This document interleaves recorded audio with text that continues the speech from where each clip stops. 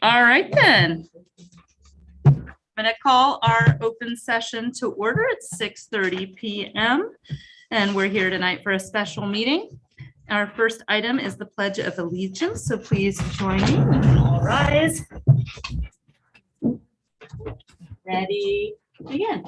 I pledge allegiance to the flag of the United States of America and to the republic for which it stands, one nation, under God, indivisible, with liberty and justice for all.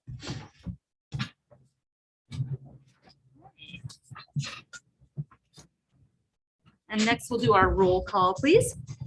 Trustee Friedman, present. Trustee Donnelly, Present. trustee Rodriguez. Here. Trustee Jackson Miller. Here. Thank you. Adoption of the agenda. Do I have a motion to adopt? Second, Carolyn. All right, Bill and Carolyn, all in favor? Aye. Any opposed? Okay.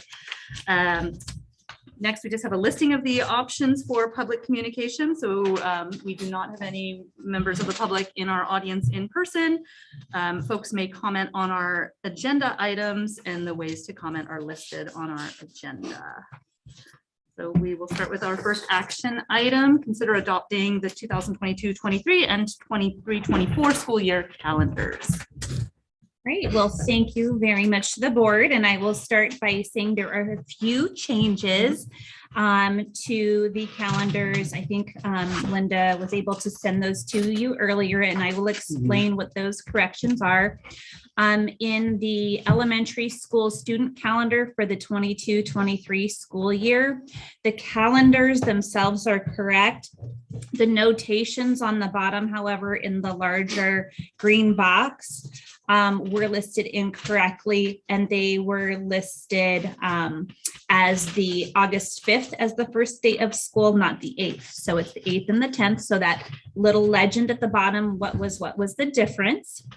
And then the 23-24 teacher work calendar was omitted, but it was not omitted intentionally. It was actually created with the calendar committee. It was just something that was left off the docket. And so what you'll see in front of you is a combination of certificated and classified staff's work with an administrative team to come up with calendars for our 10-month, 11-month, 12-month employees, students, and for 2 years. So at this time, we would like to request that those be approved.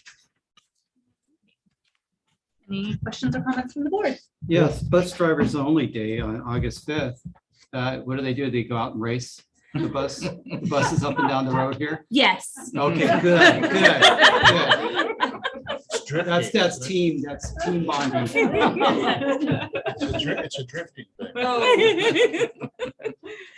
Any other questions? Any real questions? Yes. Will the agenda online be updated with all this stuff? Yes, it already is. Thank you. Yes, so if there is anyone following along in YouTube land, the corrected calendars with the changes we're discussing are on the board website. Thank you for getting that on there. Carolyn, yeah. On the document for the corrected ones, page 5, there is Thanksgiving falling on the 46th of November. The 46th of November. What's wrong with Well, that isn't going to happen. It's a leap year. Triple something. I think it's the math problem. You have to solve it. Is it? It's page 5 of the agenda. You Yes, said. Classified for 22-23 under November. Classified 22-23. Let's see. Is that still like this here? So It's the light blue one. light blue one. Okay, I'm looking at a different calendar, so let me make sure. let me see if I can find it. 4/22. Okay. Let's Want me see. to go to the main docket? No, I think I'm going to be with you. Thank you. Oh, are you talking about in the legends, Carolyn? The little Yes, box in at the the bottom. Yeah. Yes. Oh, I see it. Okay. Thank you, Carolyn. We will correct that 4 to a 2. Those little legends are gonna get us every time.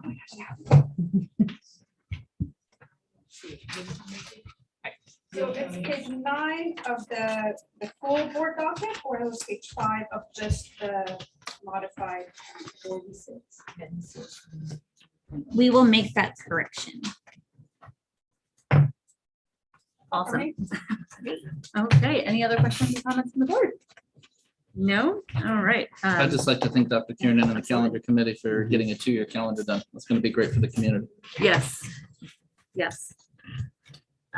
As a district parent, I really, really thank you for this. It really does help tremendously, especially when you have kids, in the high school district and in the elementary district. Things don't always perfectly line up, so it's so helpful for planning. So I think we've got all questions from the board. Any questions or comments from the public? No one present in person. Any email or text? Forgot about the text. Well, I mean, it's such a, we get so many of them. Yeah. Yeah, of course. Nothing on text. Nothing I know. Okay, thank you for checking. All right, do we have a motion to adopt the calendars as corrected tonight? I'll make the motion. I'll second. All right, all in favor? Aye. None opposed. Great, and our next agenda item is to consider approving the contract with Santa Cruz City Schools and Live Oak School District for shared fleet technician services. Yes, good evening. Thank you so much. I happily bring this contract forward to the board for approval tonight. SoCal, Live Oak, and Santa Cruz City Schools have been, the 3 CDOs have been working together to create a position that would benefit all 3 of our districts because our districts do not have a fleet technician, and it's becoming harder and harder to service buses. We're having to take them to Watsonville and Sacramento to get them service. Thank you so much. Service. And so, and also we're required to do our 45 days, which every 45 days, every bus has to be inspected and it has to go along with all those safety guidelines. So this technician would be able to perform routine maintenance and 45s for all the yellow fleet in the 3 districts, with the hope of also servicing white fleet, which is the vans and trucks and those sorts of things. So the contract was drawn up by Lozano, and it was Claudia from Lozano who represents all 3 districts. And so I think it was a very fair contract with a nice division in cost allocation, with an opportunity for the 3 districts to meet every 3 months to discuss if the program is working out equitably for everyone.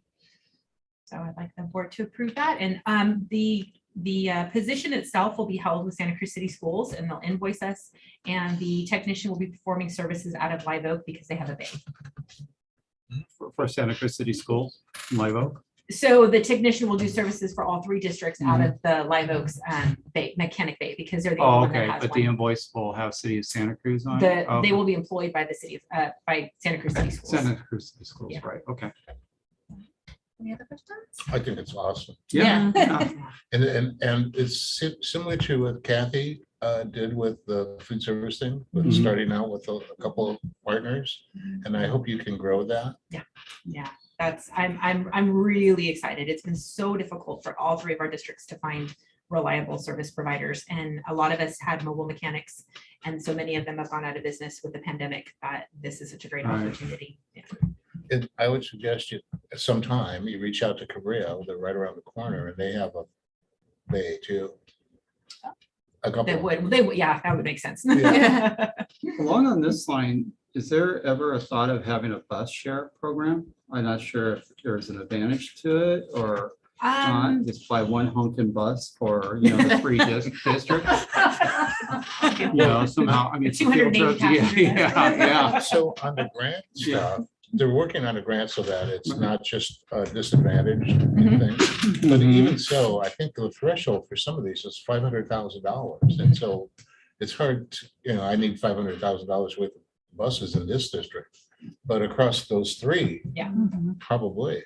We just actually filled finalized our application for 3 electric buses today in the grant program. So cross fingers, we didn't qualify Right. last time, but maybe this time we Yeah. might qualify for 1. But we did, the 3 of us did actually talk about a JPA of sorts and shared services. The other component of this is that we have another contract in place that allows us to share routes in a sense. If Oh, yeah. the 3 of us have students going to SLB, one of us can pick up that route and then share those services, which will help a lot. Because SLB is, I mean, for all of us, that's always the longest haul, especially if you only have 1 student. So it's like a kind of a yellow bird. Yellow bird. There we go. Yeah. Any other questions, thoughts from the board? I echo you, Phil. It's awesome. Anything from the public on this one? No one in person. Nothing on text. And nothing on email. Okay, thank you. Board, do I have a motion to approve the contract? I'll make the motion. All right, second. Thank you. All in favor? Aye. Aye. Roll call. Is it- Oh, is it? It's, No, it's not a resolution. Does it? Yeah. have to roll call? No, it's a contract. Thank it you has so that much. resolution. Oh, doesn't it? yeah. Yeah, okay, so all whereas we is on there. That's pass getting me all in off. favor, none opposed, perfect. Okay. Thank you. And now we'll get to the heart of the meeting, our discussion regarding racial justice and education equity. I'd love to just do a quick introduction. Thank you, board, for allowing us to add those couple of items on tonight before we get into the heart of why we are here tonight. And it's we're honored to have Nicole Anderson and Deborah Keys Wright with us to lead our equity work and continue our work. I'll do a brief summary of how we got to this point. Back at the beginning of last school year was right around the time that all of us experienced the unfortunate incident and the murder of George Floyd, which, you know, I always like to say it's too bad that it took that, you know, to spur extra action, but sometimes there is a catalyst that spurs groups into action. And I think we all felt the need to do that. Our Teachers Association wrote a very heartfelt and a powerful letter asking for the board and the whole district to take action and make sure that we're doing everything we can to be an equitable school district. The board engaged in work right away. If you remember, we read an article. It was by this author named Nicole Anderson. And that kind of it was a springboard for us. And some of us have had the opportunity to go through the AXA Equity Institute with Nicole. And so it was a natural outreach to see if her and her team could come work with us. And so that work has started very powerfully with our Racial Justice Task Force, which has been a an incredible group of stakeholders that include teachers, classified staff members, teachers, administrators, and others that have really delved into the work at that level. Our administrative team has delved into the work, and as have you. And so we think it's really important. That's kind of like the 3 legs of a stool. Each of those 3 legs is really important if this work is going to be sustainable long-term. And it's just really exciting tonight that we get to continue this work in person as we continue our equity journey. That's what we called our first document published related to this work, kind of summarizing where we've come from and what our goals are. And so being in person, taking our work with the book, the core of government, or the governance core, and really thinking about how this governance work can be led with an equity lens is something that I think we're all very excited about continuing in the next steps. So with that, turn it over to Ms. Nicole Anderson. Well, super excited to be here with you in person finally. I feel like I came back home, no. Because it's funny you bring up the Equity Institute, and it's like, how many years ago was that now? And we had like a 2.0 version, if I recall as well, which was powerful when we really started the work at AXA, which was a big part of, I think, the foundation for so many, for us to have this kind of movement of not just school boards, but administrators all over the state doing the work that you're doing. So just really excited about the vision and just being a part of it. And obviously we have a team of great people I get to work with. One is Deborah, who I brought all the way from Tennessee. And Deborah is full of energy on her last day here in California. She's really good traveling. We've done, I think she said this is number 8. And we try to plan like everyone as close as we can for when she comes. So we're talking her into trying to find a place to live on one day. Doing the same with Dr. Holt, who also is from Michigan, right? So, trying to just figure out how to get everyone to stay in California and hang out with me more. But with that being said, I'm just excited about the next steps in your journey. As you all got a chance to do in your first session this year was to work with Deborah, starting the governance core work through the book study. And so tonight we're going to continue that with chapters 4 through 6, and always remembering that effective governance is the key to this equity work even happening. So I always want to remember that. And also what we'll do is talk about, well, what does that look like for you as a board, right? To do equity work. And that's when we'll talk about the policy work, because that's where you get to do all of your great, envisioning and guidance is through the policy. So we're going to actually look at your equity policy, roll our sleeves up and kind of unpack it, put some meat to the bones. And then from there, we'll talk about next steps for your next session. And of course, all of this is tying into the work you're doing for your admin team, as well as your racial justice task force and our equity walk work we're going to do. There's a lot that we're kind of doing to front load and create a condition in your district for this work to last. And so for those of you that are thinking like it's going too slow, I'm not sure how all of you are thinking individually, right? Or some may think it's going too fast. Like you have to think about, like, everyone may see this a little different. I think that considering all that we've gone through this year, people are exhausted, there's been a lot of changes, we're finally back in person, right? That the pace of your work actually is going pretty well. But as consultants, we just definitely want to push you to continue it because we know that more distractions, hopefully not a COVID type of distraction, but hopefully we know distractions to come. And often boards and school districts can detour from the work. And it sometimes either stops or it just, again, the conditions weren't set for it to last. So just want to remind you, you're doing great work. Staff, I know it's probably exhausted beyond exhaustion. I don't know the last time we all got a break, a real break, right? Because the COVID, most districts never stopped, right? So the good news tonight is we're just going to be focusing on the board. So you all, can not relax per se, but we won't be bothering you too much today. That's the good part, but we're really glad you're here. And we know without you working, obviously, with your superintendent, the work couldn't happen. So just really acknowledge you there. So with that, I'm going to hush actually and start by passing the physical mic to Deborah finally instead of me. And so she's going to start us off with the book study portion, and then I will we'll kind of transition and co-facilitate around your equity policy. Is that okay? So I got this mic. Yeah, You see, I keep doing this. Yeah. Slam for a second. Yeah. Okay. Oh, yeah. There we go. Yeah, no, I didn't want the superintendent to think I was winking. Sorry, George. Did we mess something up? Yeah. So it is great to see you guys in person and just can feel the love in the room. So I really appreciate that. And so last time I was Zooming in with you, and I see you have your governance book. We went over the first 3 chapters and, really talking about the moral imperative. We talked a lot about that, like why you do what you do. And that's something that every board member needs to ask themselves, why am I doing this? And then collectively, what is our unity of purpose, right? And then we talked about, your own individual, the governance mindset, how you engage in your work. We talked a lot about that. And then, of course, your superintendent being in the hot seat, if you will, that how does he engage? What kind of a leadership style does he have? And very purposeful, which is always a positive thing to have for your superintendent. But I had a quick homework assignment for you, and I hope you did it, because we had plenty of time since last month, right? So in your workbook, it was real easy. It was just it was on page 11 in your workbook, or it actually started on 11 that gave the information. It was really understanding the critical importance of the governance core and the moral imperative.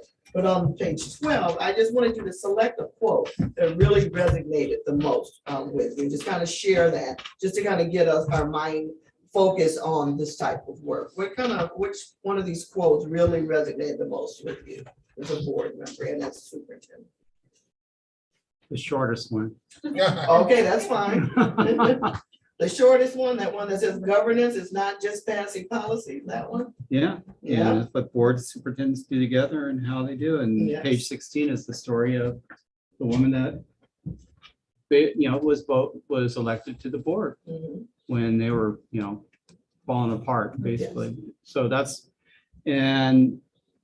so I guess the rationale, honestly, this workbook wasn't really easy for me Okay. because I really had to look up rationale and really figure out what it really means. I mean, I could say it in a sentence, but in this, and even on the other pages there too, I really had to study what the strategies and strategic and all those system thinking, strategic focus, deep learning. Man, I didn't understand. I don't understand any of those. And actually, I had to Google them. Actually, I Googled them with telling a 5-year-old what they mean.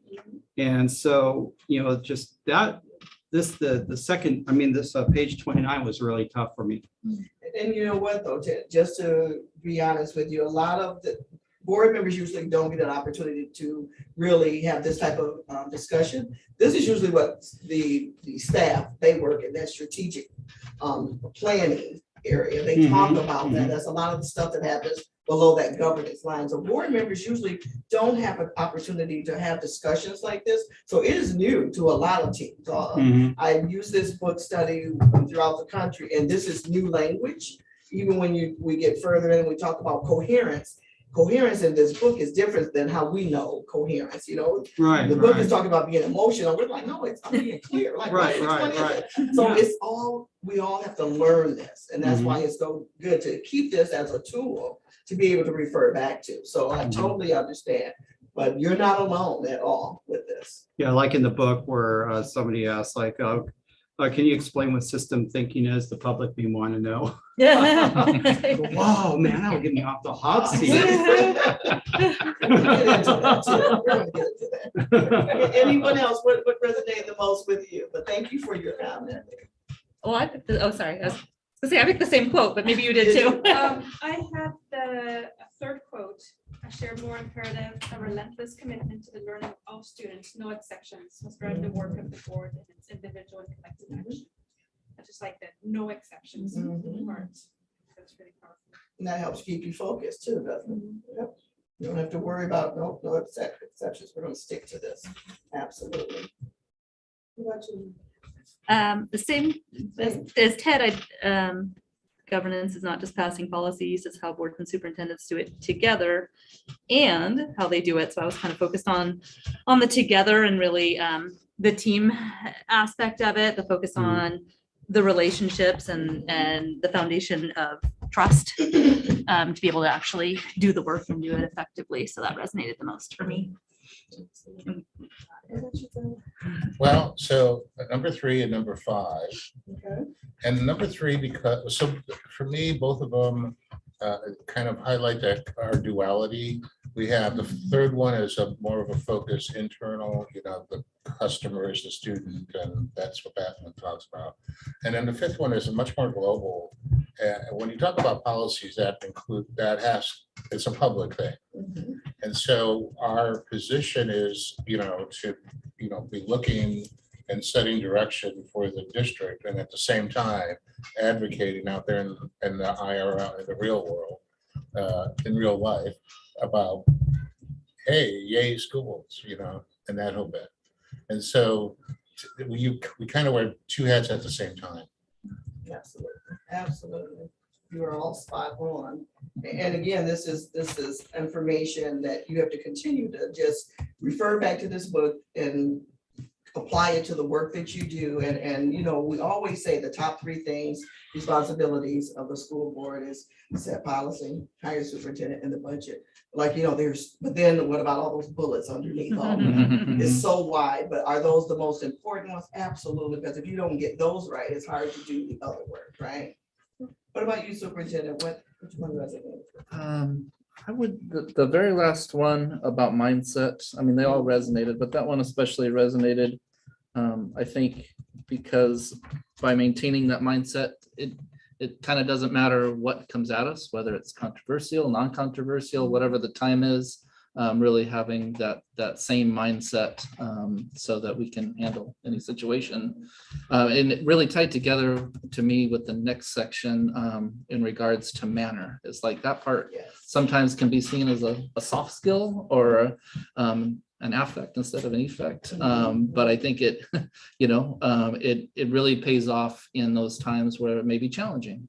If the board kind of has a steady mindset, regardless of the issue coming through. Absolutely. And, it's kind of like a sailor in a stormy sea, not just in a calm sea. So, and I'd also just like to add, we always add our 2 assistant soups as part of our governance team. So please proceed accordingly tonight. Their shared leadership is really important to me. Yeah. Well, I am going to admit I didn't have an opportunity to read it. You can be reading the quote right now. All right. Michelle's done what, 7 people's jobs? How many people's jobs? I just think I can come back to another one. And I didn't do it. I just wanted to make sure they had a While they're- chance. So didn't mean to put you on the While they're spot. cramming, I want to jump in on what Scott said. Just look at, I'm sure one. So the interesting thing, so Scott, I totally agree with what you're saying, because there's the other dynamic is that the board as a group interacts with the superintendent. And so the whole herding kittens thing, I mean, if I'm Scott, I'm walking at every meeting going, but if you can rely on everybody to have like the protocols and all that junk, and we're all kind of like on the same page, then it's helpful for staff to know that, okay, I kind of know what's going to happen. And that's again with the board doing your homework, knowing, you've read your packet, you come prepared.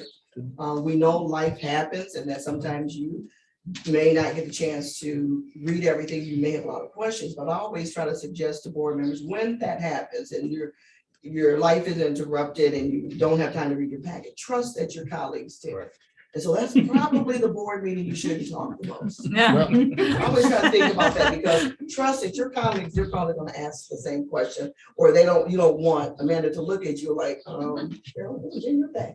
But you don't want to call anyone out, but you can trust each other that I know my colleagues, because it just happens and I just couldn't get to it, and that's okay. You're not going to be penalized for that.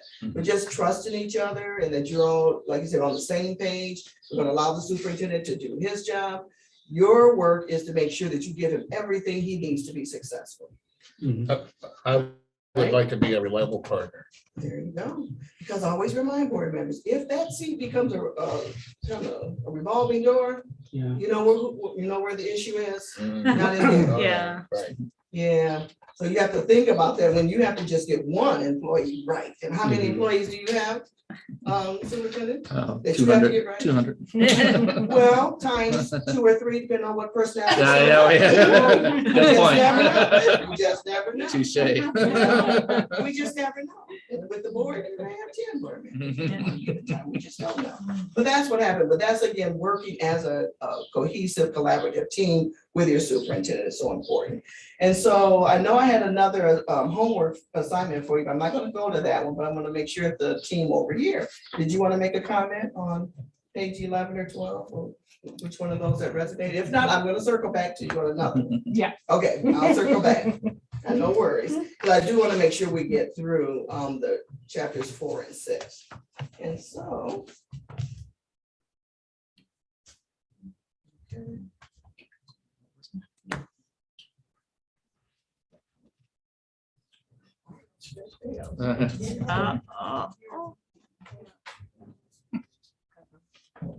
George will be here soon. Yeah, George can hear us. Yep, there's George. Well, Can I, is it okay if I say something while we work on this?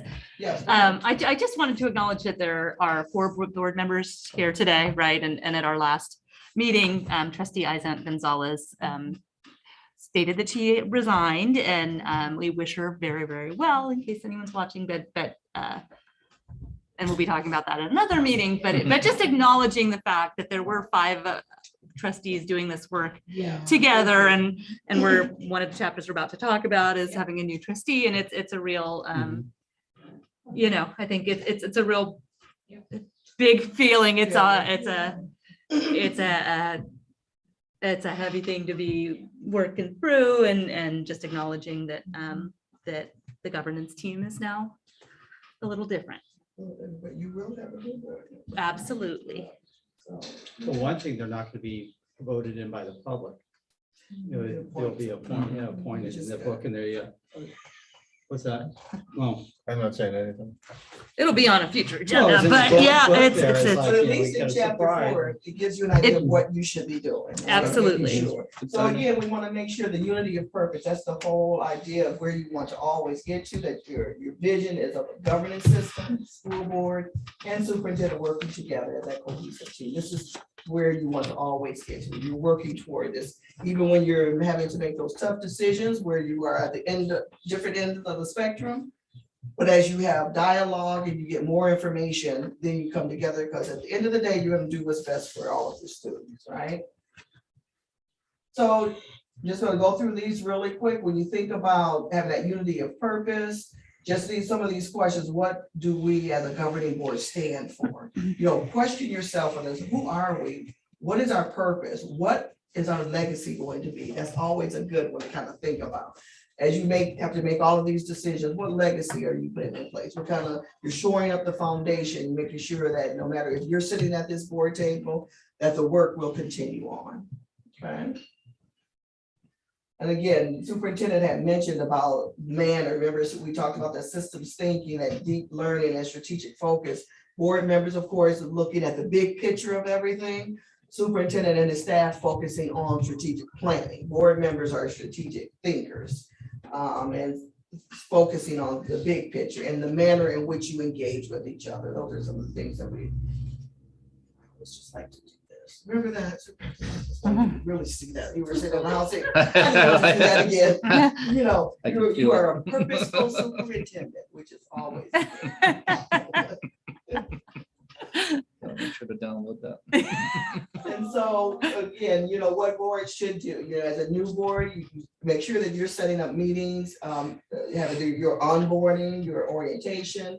So you're going to have to be challenged with this. So just think about what do you have in place to get that person up to speed, because unfortunately, the district business does not come to a complete halt just because you're a new board member, right?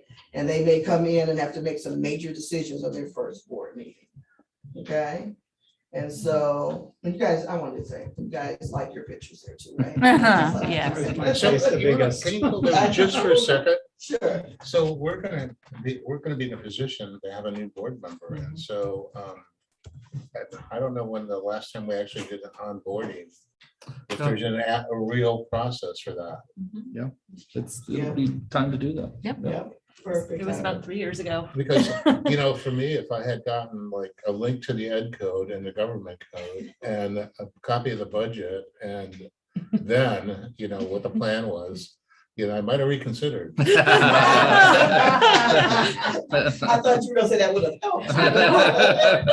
We use that picture. We'll send them that picture and be like, look how nice we are. 4 of you, who is the newest board members? Okay, so how many years do you? I'll have 4 then. So this is where you can also help your colleagues. What would, again, almost like what Phil said, what would you, would have helped you on your journey? And so you have to think about, where's your handbook? Superintendent and his staff, do we have things in place where we can hand something off? What training are they going to go to through CSBA, to get them up to speed? So there's work, that new board members that the veterans have to do, but also reminding new board members what to do when they get on, suspend their preconceived notions, get up to speed, and making sure they read this. This is a really good book. Chapter 4 is really for new board members, accepting the realities of what governance is. A lot of board members will come on wanting to change things, but governance is governance. It doesn't sway no matter what we want to do. This is the frame in which you have to conduct the business. And that's why not everyone is cut out for this work. I'm always a proponent of thinking that candidates should get trained prior to taking the job, because maybe they won't. And they can advocate on the other side of the table. It's different once you get behind the table. So and understanding that time is their best friend, So that chapter 5, I was talking about coherence. So let's go to chapter 5 in the book and just tell me, we're just going to go over, and this is what you were mentioning about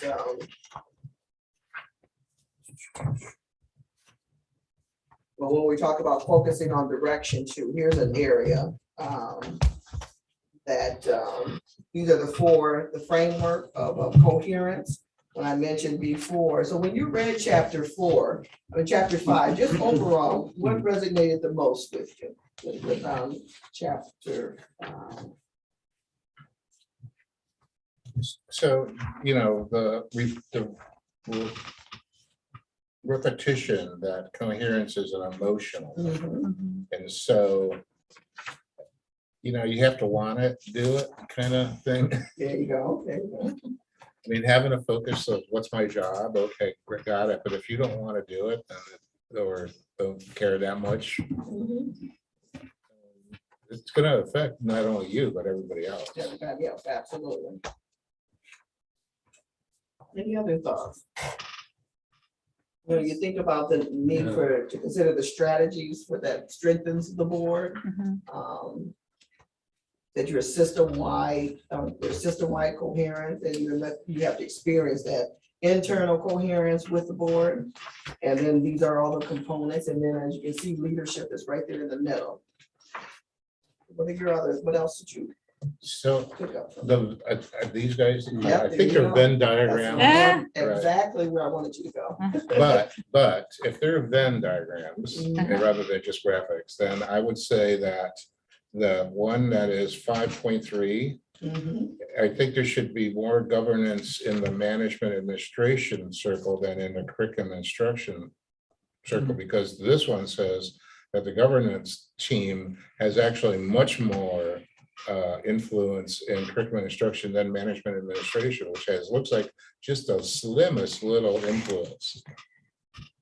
And so I would have swap. Yeah. What are your other thoughts? Yeah, just those two. If you look at those two diagrams, 5.2 and 5.3, a different story.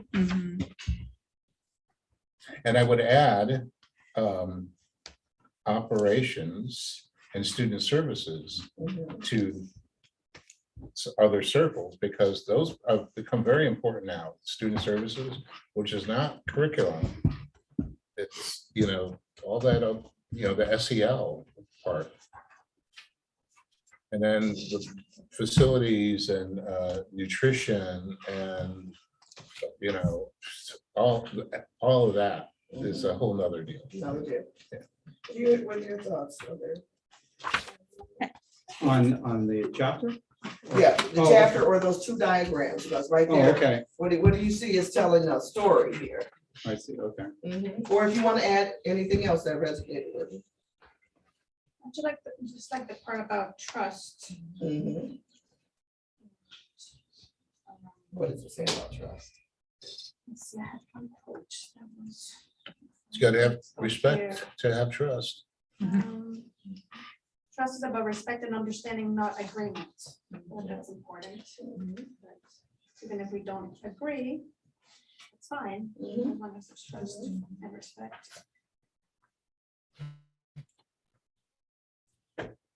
Because again, remember that every trustee is bringing a skill to the board table, your own lived experience. They're not the same as everyone else's. And so when you allow the space for everyone to have dialogue, then you understand it. So if Amanda really had, dug her heels in the sand about a topic, and if you really got to know her, you will understand that, well, perhaps she has a lived experience and I don't know that perspective. So I will probably listen more. And so that's what you have to learn to do with each other. So, but that's trusting each other. Absolutely. One thing that stuck out with me is number 6, the rubber stamp conundrum. It's not so much that I think that we're not rubber stamping. I think we as a board really do our homework and ask questions. And when we're in a meeting, we have our information and then we vote.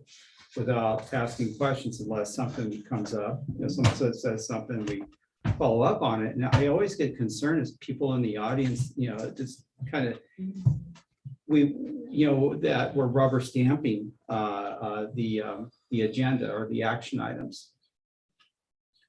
And sometimes I feel, well, you know, we all did our home, you know, tell the public, we all did our homework. And this is why we're not doing, asking questions at some point for them. But I was looking through that too, because I know I'm sure there are some boards that just go in and rubber stamp. They just don't read the agenda and vote yes and go home. Right, and then like you said, there are some who are like you guys, you do your homework and it's okay to have a 5-0. It's not a rubber stamp. But what you have to also do, you have to educate the community on what being a board member is about, because remember, they don't know that. So they don't realize that the majority of the work is already done before you get to the board table. You've had study sessions, you've had presentations and all that. And if only they come to the board meetings, they don't see all of that. And so, but you've done your homework, but it's okay to ask staff questions there, but they're clarifying questions. Because once you get your packet, you have that window of time where you have some really, really deep questions, 20 questions. You have time to get them to the superintendent so he can ask his staff to be prepared. Because nobody wants any I gotcha moments at all. And so you're just doing your work, but simultaneously you have to educate the community on what your role is and what you're doing. It's not just rubber stamping, because then they may see a very spirited discussions that you might have one day on a topic, and you still get to a 5-0 vote. And that's okay, but that's watching the process, right? Any other comments? What do you see in this chapter? Could I make a comment? Just because you asked. Absolutely, just jump in. Well, I had 2 revelations in this chapter. The first one was the Coherence Framework itself. This is a book that we worked with our leadership team on last year, so it was very familiar. So I was like feeling kind of like, oh, we're kind of in it, right? So I felt really connected to that. But also with regard to the 2 Venn diagrams, what I saw as the difference between the 2 is this symbiotic relationship that we have with the board. So the board really represents our community. They have an interest in their constituency. We have the same interests, and that's what we act on when we meet, right? And everything that we do until we come to meet, I think, demonstrates that shared interest. And none of us could do that alone. And so that's kind of how I was seeing these 2 diagrams being different. You know, there really is, we're not just acting without, really understanding the community and the board that we serve. And the reason that 2 authors wrote this book, one of the many reasons, because it does happen this way, where it's just the 5.2 diagram, where the board is. And then you go back to chapter 3, that's not a purposeful superintendent, how he engages with the board. So the board must be included in there, because you guys, at the end of the day, you have to make the decisions, you have to vote on it. And so if you don't have enough information, why would you vote for it? And then it could just bottleneck everything there. So absolutely. Any other comments? Well, then there's the one about what is it called here? Page for it. So it's a compromise, number 5 on page 101. So it's like, a dirty word nowadays, but it's how you get things done. It's the deal making. So, for lack of a better term, and it's becoming more difficult for boards to. And in fact, it probably topics and areas and issues that didn't require compromising and now have become like weaponized. Yeah. And compromise, again, it's not about if you get your way, it's what's the best for the children. And so when we take the adults out of it, then you can compromise without thinking, well, I lost, or I didn't get my way. Well, it's never been about your way. What's best for the kids based upon the information that we have, the resources that we have, what's best for kids, what kind of decision can we make? And that's what boards do, they kind of work that out. Except that everybody has the what's best for the kids argument. Yeah, how do you define what's best for the kid? You can Right. really start dissecting that, but you have to be consistently doing it. You don't just do it once. So people will believe you when they see you consistently make a decision that's based for what's best for kids. Because we can have all the posters on the board and everything, and if you have to continue to remind people that I'm a trustworthy person, well, if they don't see you modeling it, if they don't see how you conduct yourself at the board table, making decisions for what's best for children, they're not going to believe that. Right. Connection to just thinking about your equity focused work as a governance team. You all moved or are going to move to areas. Going to, Yeah, Yeah, well, starting in Yeah, November. I remember you were doing that work. So Yeah. you're going Yeah. to, so I was thinking about it, because this is one that also becomes challenging. Because it becomes like, my area and my constituents, my children, my families, which is very much part of the value, right? If you represent a group that may not have a voice. But then with this, there is the compromise, right? Because you also are still a team that governs over an entire school district. And so when you think about equity focused work, and I'm thinking of real life examples right now, teams we're working with who have moved to trustee areas, and the compromise is very much something to think about. You remember the curb cut effect article? Do you remember that one from last year? And it was about, everyone benefits when you really kind of focus your attention on those who are the most vulnerable. That makes sense, right? So when we talk about governance, what happens is, we only have so many resources, right? Very limited. And so sometimes you're going to have to look at where is the most need, right? Like we can't give everybody the same thing, right? Equity is about giving people what they need, and those who have the most need, they may get a little more, right? It's in the essence. So now when we talk about areas, well, traditionally in most cities, there's this concept of, the past where segregation is very real, right? We can see it economically. People live on one side of town. I mean, that's most cities. So go back to this piece, right? And how your equity work is going to challenge what you do in your decisions. But as Deborah mentioned in her very first slide, I think it was the purposeful, unity of purpose, right? And understanding that it is always best for the kids. That's what people say out loud, but in action, that is going to be challenged because you're going to be looking at your area. So I love that this is part of the reading, because with equity focused work, all of the government space does affect, how you can move it forward. But I just wanted to bring that up because I did recall that you all are moving to that space. You just want to kind of be prepared for some of the new challenges, even though it's a powerful thing you're doing. So. Absolutely, absolutely. And so, Superintendent, what are your thoughts on what kind of resonated the most with you? One particular part that stood out was on page 95, and it was the possible distractions to coherence. That's exactly where I had to stop.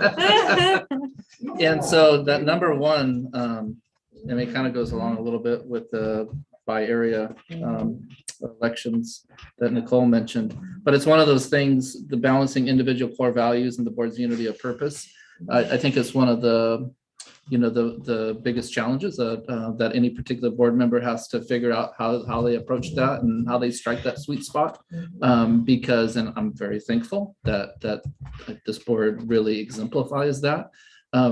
You can go a long time having it and you kind of take it for granted. The moment you don't have it is very noticeable, and it can really throw things where it's hard to focus on the important issues, and you're just kind of focusing on individual agendas. Absolutely. And again, thinking about that coherence, what we mentioned before, that's that shared depth of understanding about the work that you do.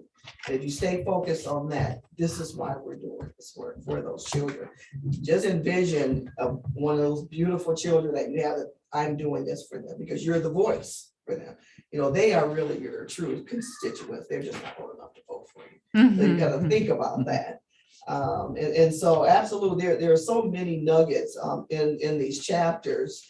And I'm glad you did go to the distractions, because those are definitely something that the board should pay attention to. And so let's look at these.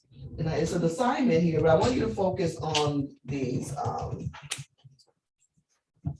in your book on 43 of the big book. The framework focusing direction, cultivating collaborative cultures, deepening the learning.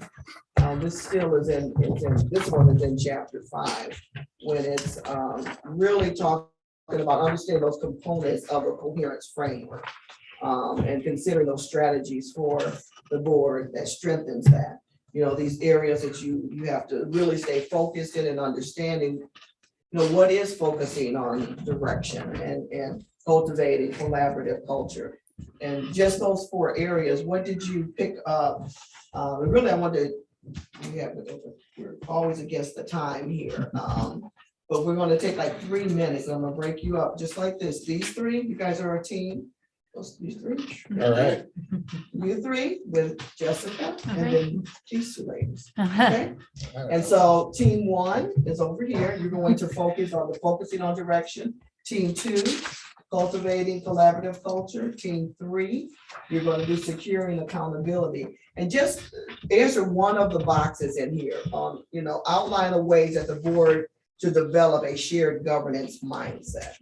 Well, no, I'm not going to do that. Go right below it. Suggest just one strategy that's going to promote the trust of the board and the district. When you're focusing on direction, that cultivating collaborative. So just talk amongst each other for 5 minutes, and then you're just going to share out with your colleagues. So Ted, you had walked away. We gave you all the assignments. Oh, All of perfect. it. So you're with team 1 over here with your 2 colleagues. So we're not, just 3 teams. 1, 2, and 3. I'm listening over here. Linda, you don't want to do that? So a strategy to promote trust on the board and in the district. Yeah. I think of a lot. Yeah. Okay. It's kind of interesting.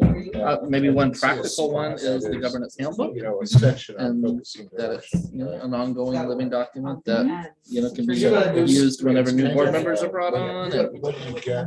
it can be a way to do things. I got You the guys are gonna moves. work there? Linda- Linda tapped out. Yeah. I go wherever I'm told. Right, yeah. Yeah, absolutely. Okay. Securing accountability. Yes. Is that the one we're gonna cover? Okay, we're doing I that. like Okay. the bullets. Okay. Yeah, Yeah. because then you go like, okay. That's well, one strategy that comes to mind. So the narrative. And so we're doing this specifically around cultivating collaborative cultures, right? Is that our assignment-ish? I guess Uh, the last paragraph on that page, For example, it's key, but you can develop it effectively only through collaborative determination. And so, Coherence framework. in my mind, focus is From a chapter 5, thing, making sure. skill. So Mhm. to be. It's interesting, right? Promote trust. Sit down. On If the you're a board risk taker, versus. then this thing, if you're. With the board, among the graphic board. Yeah, yeah. person, Like, you're right. So you make yourself focus. Coherence is a fire in the belly. Right? So we all want this. So that to me is coherence rather than we all agree.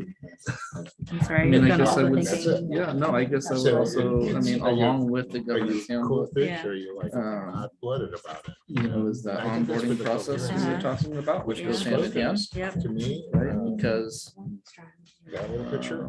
Onboarding and, you know, with that focus kind of on the good beginnings, Yeah. right? So it's not Yeah. just a So- matter of bringing someone on board and getting them Yep. up to speed, but. You but have to have the doing, focus in order to have the emotion. Doing it as group work where. we're all Otherwise, you're like this. Relearning. You know, you're just Yep. like- Relearning roles and Right. responsibilities. Yeah, yeah, So it's because like, you for can fall example, into habits We want. as a team or not even 80 aware that or we're. 95%.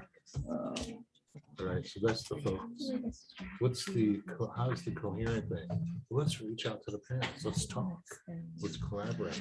Is there, I you honestly, know, it's like. is there a reason that we're doing something that? Promoting trust in the district. Yeah. I'm like, The Yeah. coherence is the emotion. Thank you. I feel the same way. You are. Well, I would, Right. you know, Well, like that's- this kind of work, you know, Yeah, so, No, which is all like, boards, like, we're on the you same know, page, we're engage all at this rowing in the level. same I think direction. that they right? do, Team, team, actually. team, rah, rah, rah, hands in. and that, even if No, they That's coherent. bless it, and Right. it may But be on the more focus, like it's that like, one Venn We diagram. should do this where It's thing. kind of like Okay, vote off to the aye, side, yeah, aye, good and then we're job, done. racial justice, You know, or so if equity, there's no and not energy being, you know, behind it, intertwined in the then work it's the not way you gonna- are. Yeah. I not think gonna have that much of a life. builds, you know, well, through Right. deeper learning, Somebody's gonna carry the it ball. builds trust. You know, Mhm. it's usually it's staff. Because I think we're not otherwise, gonna then, do that. you know, But if you communicate that to employees staff and that like, parents this is would see important the to us, board you know, like as the whole math like thing, a this is actual important to us, you viable know, part so of it. Yeah. start They were spending just money on letting it. administration kind of do what they And see we, fit. Yeah. we sent that message, I think, Again, pretty clear. that Being that one of the was three important. legs We of said, the we gotta proverbial have stool math makes a big codes up, difference. that- Yeah. So, Both in creating the so culture for the district and Yeah. yes, we, As it's staff members and important you should trustees do that, change, is the making focus. sure that. But the coherence is like, there's- okay, There's what expectations. are you doing? What are you and a doing? culture. Tell us. Um, Yes, spend more money on and it's this. not this, just this. one So person's it's thing. like the, you have to keep up the energy, the purpose, the, like I said, the fire in the belly. Otherwise, if you don't want it, you don't give a Uh-huh. shit. then why should One I? thing I thought about, and it's probably more in Yeah, it's terms just, of yeah, um, coherent framework. potential outreach That's to another one prospective that's like, trustees. okay, One thing I what thought about does that is like, actually, you know, that's coherent. maybe having a You little know, more of a connection That's between another meaning for me. board. Yeah. So you're saying more of a fire Yeah. belly. Yes, and I think coherence is an Mhm. interesting word to Yeah. use instead of, Yeah. Mhm. you know, passion. is I Well, think yeah, what I there we would go. use. That- That's a yeah, great Goes to a idea. meeting like That's what I that. would use. Yeah. It just happens to be the time. Yeah, Yeah. I agree. Well, But, it's you know, good. it's like this is one if you really. Yeah. With coherence? Yep. Well, there's, yeah, Yeah, it's on page Touring it to be able to be a great Yeah. practice to that. kind of, yeah, but it's. For sure. Right. Well, and I think that could, you know, It- as it a goes chance to on. make Yeah, it's hard to find the it. board more Like, accessible. Yeah, Right? what- Because if you only come to yeah. this, What you it's mean? coming out brown, very Right. formal and structured. And so that gives a chance to kind of connect in a So way if you that go to page more human. Yeah. 9, I think. Something I've been marinating on. Yeah, that's. Yeah, page 9. Way back in the, it says, Subjective side of alignment. I'm not sure where this Yeah, would fall coherence in. is I know we're online, doing online multiple is strategies. But I feel like they all tie together, right? Oh, the shared Um, Overachievers. We're overachievers. Okay, I'm doing a Like the time check. Right. community Shared forum. depth of understanding about the nature of the work. So shared, yeah, coherence is the subjective side of alignment. So, Yeah, We can And do then a the time next check thing, with the other Yeah, trustees. Coherence Yeah. is Just gotta think emotional. about that when we- Yeah. okay. the depth. Yeah, we stole of the 15 shared minutes. depth Yeah. Of understanding about the nature of Thank the you. work. Shared, yeah. Mhm. With that, do you think we could bake in like a Everybody a is little coherent. stretch Right. break, or is it better for You people to just share- wander out as Yeah. need You be? share Yeah. the And- understanding. And the don't mind depth me of if I the do stand up and understanding. stretch at some And then point. that You right know, above we all it, do it. The end of that Sorry. sentence I above know. it. No, no, no. Because I'm Coherence is we're just emotional. You have to have have a that. quick conversation. Okay. So let's We're come all back and okay. just do kind of share what you came up with your colleagues. Team 1 over here. Oh, okay. The 18. Oh, they Yeah, should play discussion, that. coherence. You So were foc- voluntold. so focusing direction is more of a physical, reasonable thing that you would do. When, here's the example we had, is that, wow, we got freaked out because of our math scores, and so we wanted something to happen. So we, said that, and then we decided, we voted on things and continued to vote on things. And as we did that, we kept saying that, do more, and we got a math TOSA. So the TOSAs aren't like easy to do. And so, but what we did as a board is we communicated that we have an emotional need here to make this thing happen. And we're all on the same page with this. And so if there was any discussion when we came upon math topic, it was all in his, like, yes, do it. What else can we do? Which is different than, yes, I vote for the LCAP. Absolutely. Any, you guys would need to add anything or any other comments? Good. We studied coherence. So what But is to try to coherence? understand it, yeah, try to understand. Yeah. Phil came up with something, but he brought up page 9 and the shared depth of understanding. But then it says coherence is not alignment. It's not alignment. You just, yeah, shared depth of, I guess, understanding what the item or, well, it says about the nature of the work. And it is emotional. Gotta have the fire in the belly. Yeah, it is emotional. But we have to also think about when we make decisions, it starts in our heart because we're human, but then it has to travel up here because we have to be emotionally intelligent to make decisions based upon facts, based on data, based upon trend, what's happening right now in your district. That's how you make your decisions. But if we stay in that emotional piece, we know that even in our own personal life, you can't live like that, making your decisions. Definitely can't do that at the board table, right? Okay, group team 2, cultivating collaborative culture. What did you come up with? Go back Yeah. and forth. Sure, I'll Okay. start. We started with our governance handbook. We thought that was a way to make sure that whether people have been on the board for a while or new to the board, that there's a, an established way that we interact and do business.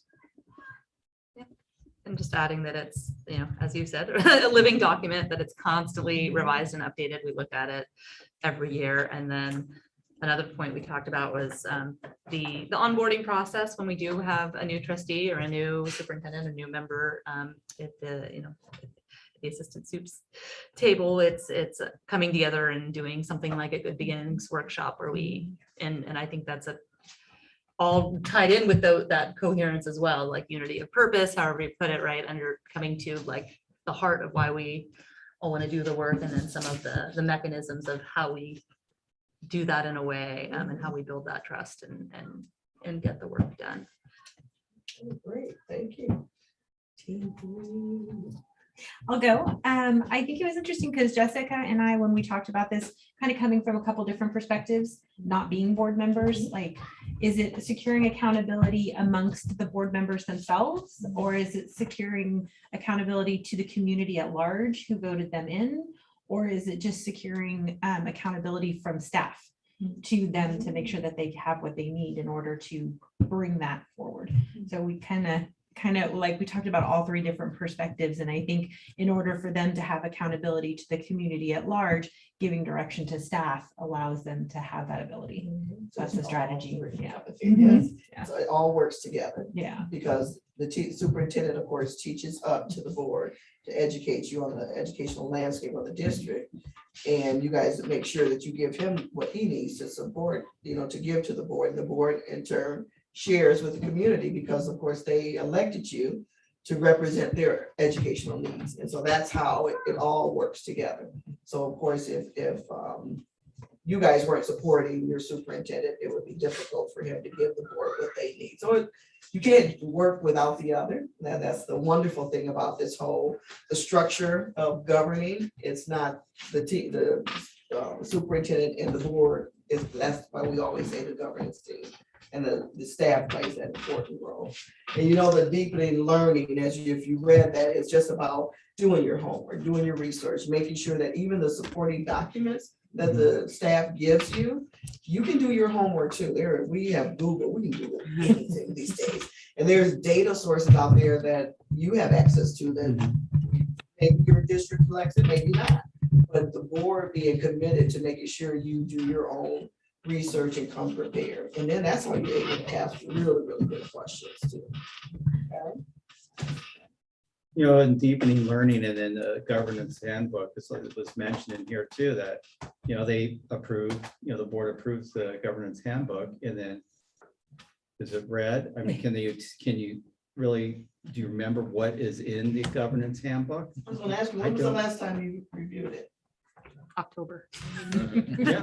That's when we most recently updated And it. it took a couple of meetings Yeah. because we actually looked at it. Because usually when we ask that question, it's crickets. They were there doing this. Yeah, no, annually, they're serious about it. Yeah, I'm not kidding. That's awesome.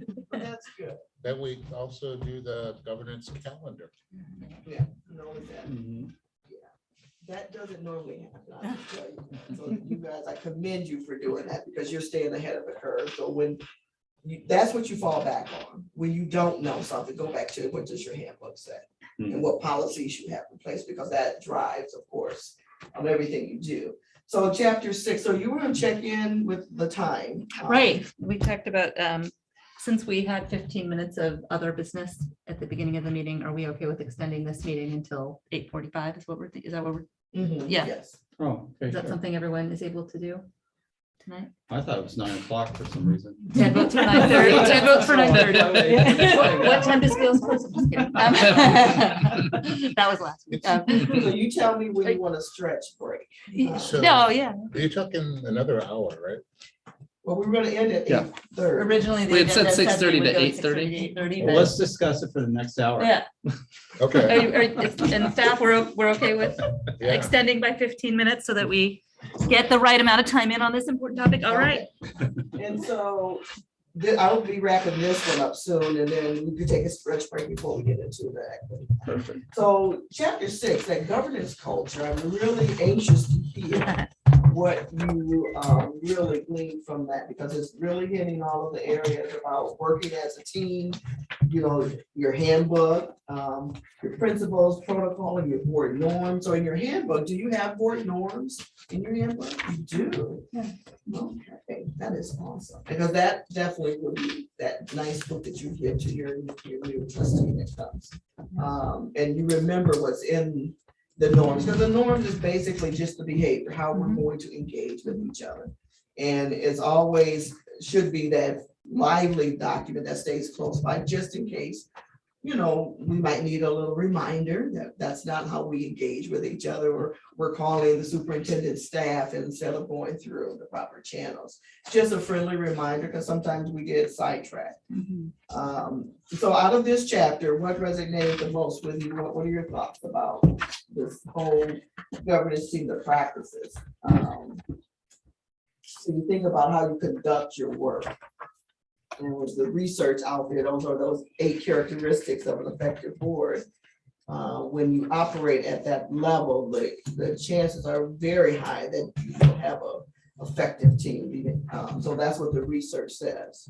And those boards that you hear about in the paper, I don't know, maybe in other states, I don't know about out here, but if you start look at the board, see how they're functioning. Not that any board is perfect. Some stay right under the radar because they're working at becoming, trying to do what's right. But those that you hear a lot about, all you have to do is kind of look to see what's going on at the governance level. What really resonated the most with you when you're thinking about in this chapter? Well, page 114 is our, wait. Our board behavior, is our board behavior a model for how the children in our district should behave now and in the future? Are you modeling that? Right.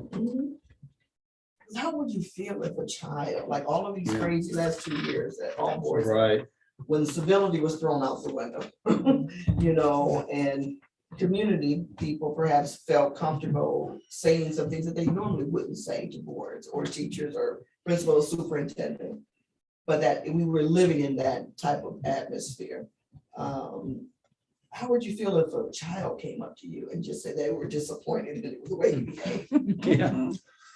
I'd say we're on YouTube, and I think we got a G rating. I don't know if we got 100K viewers yet. We probably don't have the plaque. But if we wanted to, I bet you we could get monetized. You know? But here's what I will bring up, and that is for people who work with this district and this board, when they come and speak, if they don't agree, there seems to be an understanding of what the decorum and the process is for us. For the folks who aren't familiar with us, they bring in their preconceived notion of how it should be. And it's interesting to be part of that, because once you set up a kind of norms and protocols, you kind of get used to them. Yeah. You know, and so it's like startling when that doesn't happen. Right. And it's always important to, like you said, if people come who aren't used to it and they see how you conduct your meetings, this is when whoever sits in that president seat, you will have to get, because your job is to run an effective meeting, and that means taking control of the meeting. So if it gets out of hand, how do you engage someone in the community who's yelling and screaming at you with a calm voice? You know, we will give you your time to speak. I mean, there's ways to talk through it because we do want to hear from the community, but it's just a matter of respect. And I think if they see you conducting yourself that way consistently, I think you will get that. But again, it's no secret if you Google boards gone wild, you will see behavior that you see why people think they can do that anywhere they go, because that's true. Right. Now, if you try to Google how does an effective board conduct itself, you're hardly gonna find anything. Mhm. You know, but the ones that are disruptive, you will see a lot of that because they get the play. And so it's entertaining. So perhaps you may have someone to see, well, let me see how far I can go. But it's just a matter of you conducting yourself consistently in a manner that's respectful, respecting the community, and they also respect, and I don't know, when you have your community portion of it, do you make a statement on what's expected? Like, because if you don't let them know that you don't respond to them, Yeah. they may feel it's disrespectful, like you're ignoring me, you're just looking at me, Mhm. you know? So do you read any type of document you do? Yeah, we have a little, it's not on this agenda, but we have a little, short little statement about, you know, the time limit, please address the president, the board, you know, as a matter of law, the board cannot respond to Okay. anything that's not on the agenda. So we try to make sure we cover that. Mhm, Yeah, mhm. yeah. And one thing I want to connect to that piece is, and again, this is always front loading how you create the conditions to do equity focused work as a governance team is, as we know, equity work pulls at the heartstring. And as you go deeper into your work, you will have more engagement from community members, right? You're going to have maybe policies or different practices that you're going to try to change, right? That people might feel is near and dear to them, that people may have benefited from. Just don't understand. And it does sometimes draw fanfare to board rooms, as we've seen over the last couple of years in many ways. And so one of the things that I think about is like public comment, for example, is a way to engage. We want people to engage and lean in with us. We also know that we don't necessarily respond to every comment, right? Or even question that the community has, but I think being mindful of the cultural nuances that, and like you mentioned, Phil, you know, some will come with their preconceived notions of how, you know, we communicate, and is that right? Is that wrong? And that's typically where when we talk about being culturally proficient, for example, is that we understand there's a way we do things here, right? And there's civility, right? And there's sometimes there's no like gray area on that, right? Like we're going to be civilized. But when you ask people and you define terms, right, based on cultural differences, that could look very different. So if I'm talking really loud, that might offend someone versus someone who's talking very low, may not look you in the eye, right? I mean, there's a lot of different nuances to this work. So I just say that because I think when you talk about modeling, right, we also want to be mindful of the cultural differences. And as a team, you know, the emotional intelligence that go with this work too, because of just, we have different cultural experiences from our community at times. And it does create an interesting experience. Me observing board meetings, right? I've seen it happen. And there's times when we coach afterwards and like, hey, you know, like you don't have to respond, but you have a community who's hurting, right? So you got to acknowledge their pain, things like that. It's not always in the handbook, right? It's not always going to be on our blurb, but it is important as you do your equity work and you go deeper as things get a little bit messier because you're interrupting systems, right? And you're interrupting in ways that may create discomfort for folks, which may come right to this room. And so just being mindful of that. And so right now it's nice and cool and calm for the most part, right? But we want to just always be mindful of this is going to come back at some point, and we always say the same thing. No matter how loud it gets in this room, you stay focused. I think Scott, you said like the ship in the stormy sea, but also be mindful of cultural differences actually can conflict with our governance culture, right? And that's an interesting nuance. And power is where you all sit. So what happens is when we have power, it's easy to devalue the voice of those with less power. So you just have to be mindful of that as you go deeper into your work. And so it made me think of that when we talk about the responding to the public. Well, boards aren't the only groups of people who bring a lot of coherence to meetings. True. I like that. And See, let's like, define that word, because coherence can look different. depending Oh, on yeah. who you are, right? Be on the receiving end. Yeah, that's a good point. And do you have, if it gets really a spirited conversation, do you have a process where, Amanda, you will say to your superintendent, give him an opportunity to respond in a very short, brief way? Whether it's like, I will contact you tomorrow or whatever, do you find yourself having to do that as well? I think it's happened in the past and it's, Not frequently, but it yeah. happens, yeah.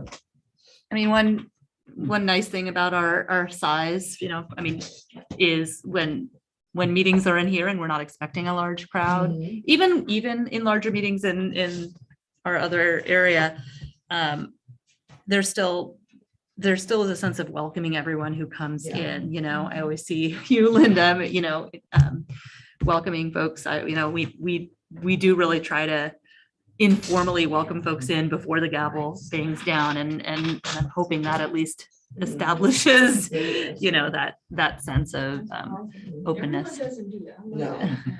The manner Yes, comes teacher. back to the manner. Yeah. It makes a big difference. And at our last meeting, I know our leadership went through a lot of effort to make sure that the speakers who wanted to speak Mhm. had the preferred order of speaking prearranged before the meeting. Mhm.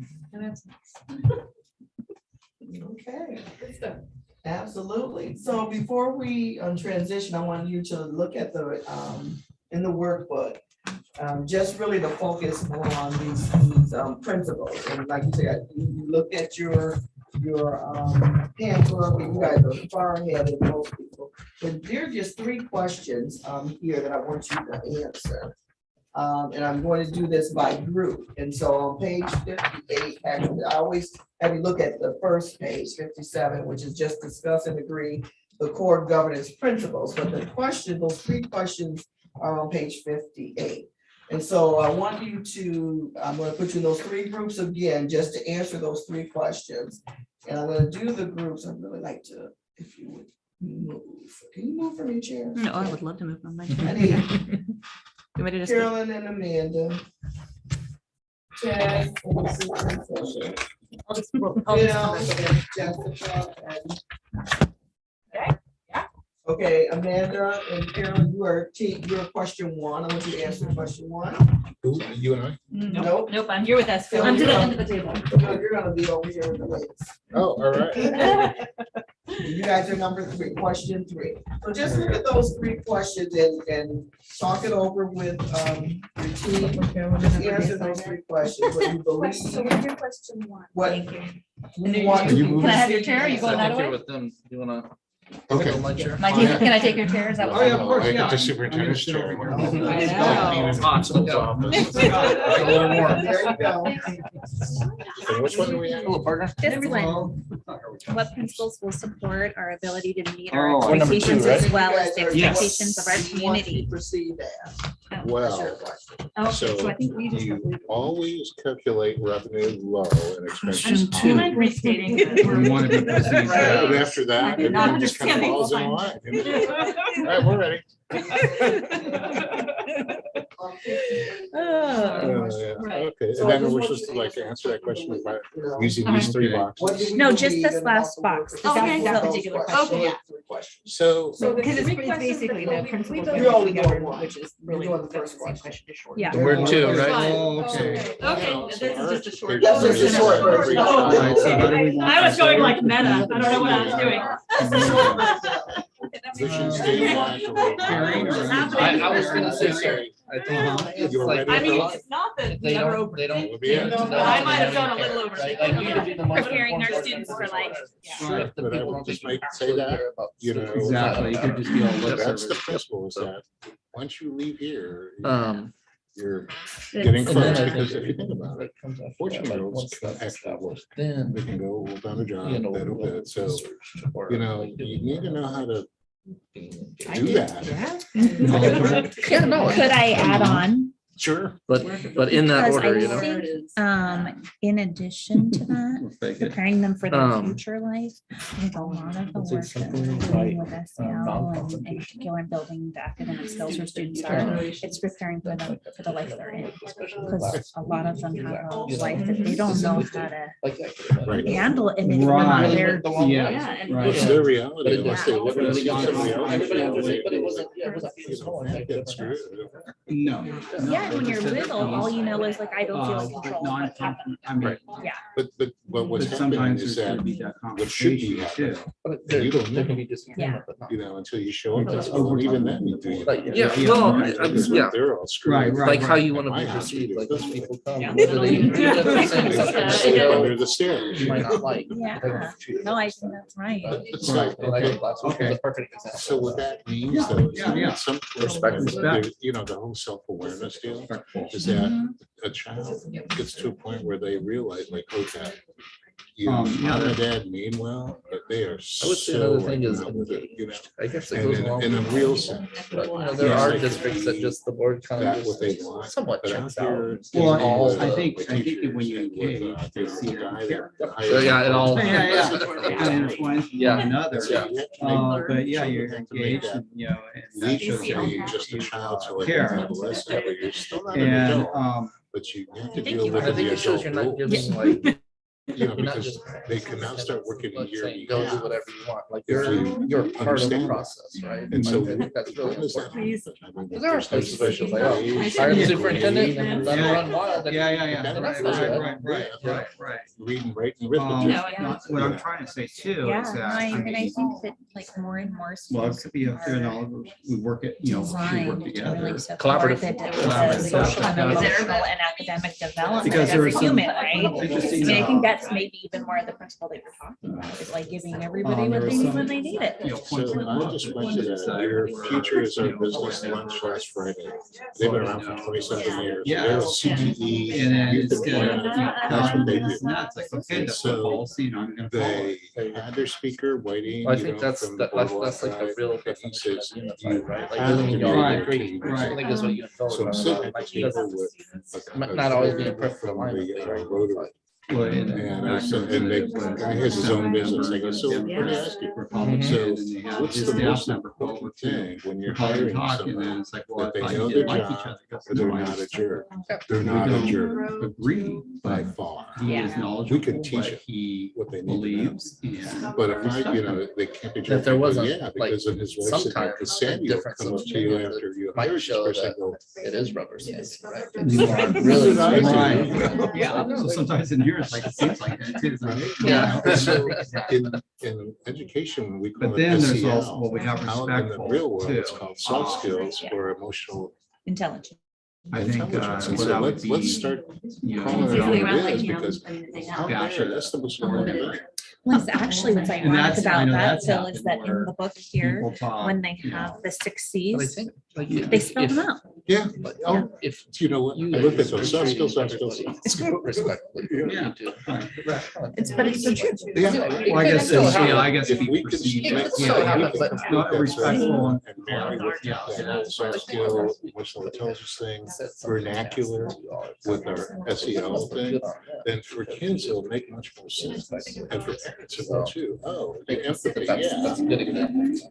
It's like a guy, Children do not showing us text while he's speaking. It depends on anything. Yeah. Yeah. It's maybe it's situational. Yeah, I was kind of. Well, and you know, I think in like educators, Yeah, right? that's right, yeah. It's That's, yeah. it's that- developing the whole business. child, That's and right. they call it the Yeah, that's 3 the R's thing and the too, is 6 that Cs. on that subject, is Like that, that's the whole you know, child, right? people have to remember And that so we're I in a think full-on that's physical exactly what we're age, talking and then about. she's- Like in my job. Right. My job She's coaching. literally Send out my talking. list Yep. of She's- 85 soft skills. Yeah, because it's Yeah, gonna come around and have to. when he was- I probably don't have this. You know, and so I tell them, Right. I tell them, just go through this. But, you know, it's And the just one that you're like, yeah, not a so problem, just respectful check, the one that goes. towards- It's a perfect Circle back. Yep.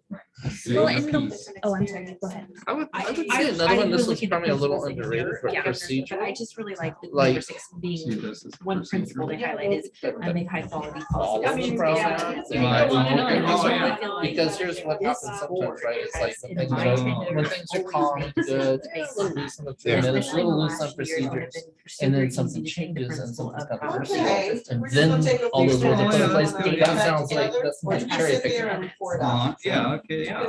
And so again, it's that reliable. Just take turns going back and forth. Sure. Okay. Or you start with one way or the other. on the issue. And then if it's gonna be somewhere in the middle, okay, I'll have to do some Well, the wrestling, but I, you know.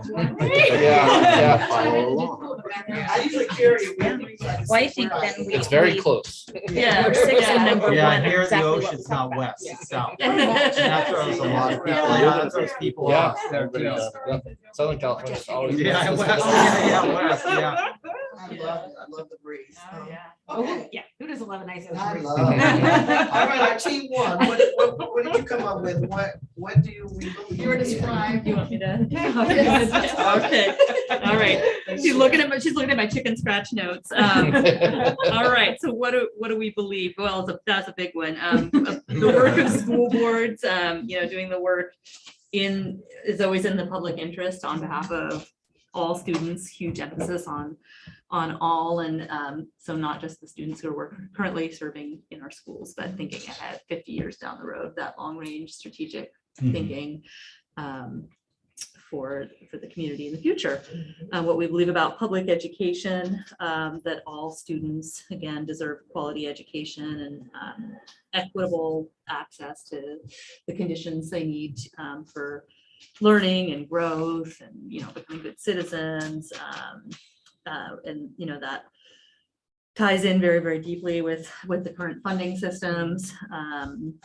And maintaining staffing, et cetera, to help all students get the level of quality education that they all deserve.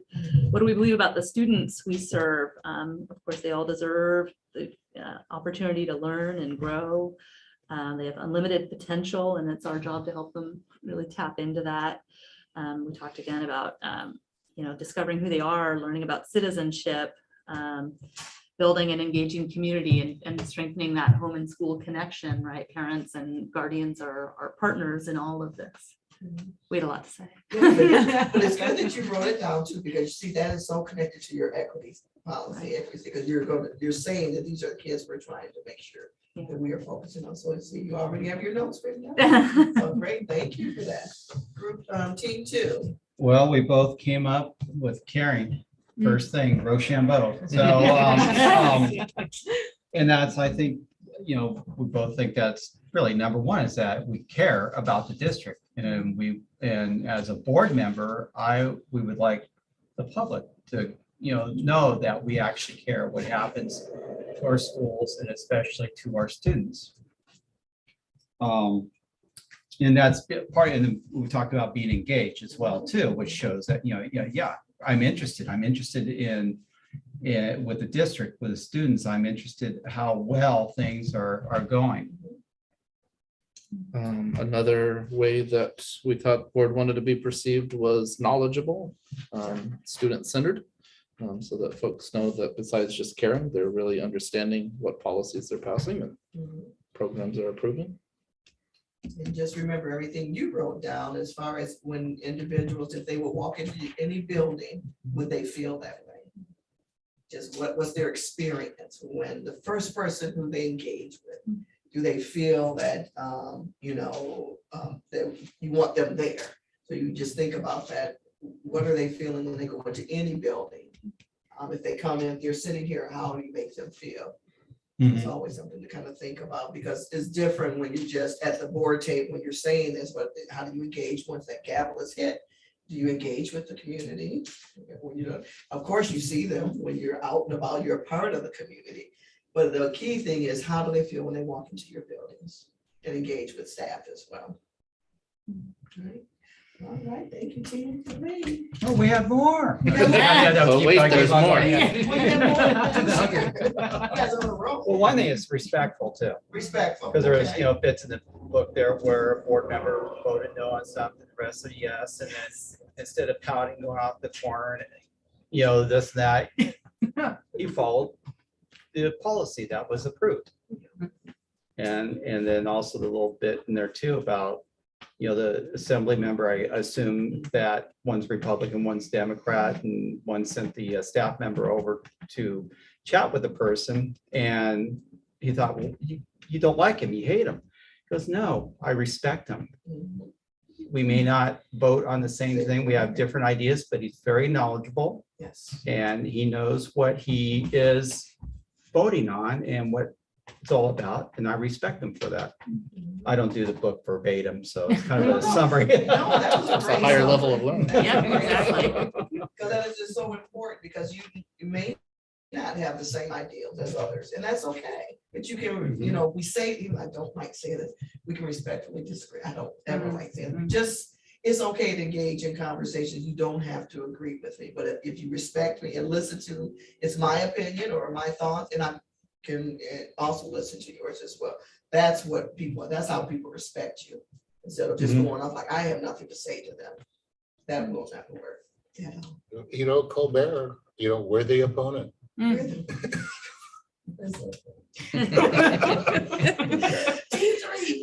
Oh, all right. Well, we had lots of fun dialogue. And we actually, we had really great dialogue. I'm not lying. We did try to tie it into some tangibles. And so we actually tied it into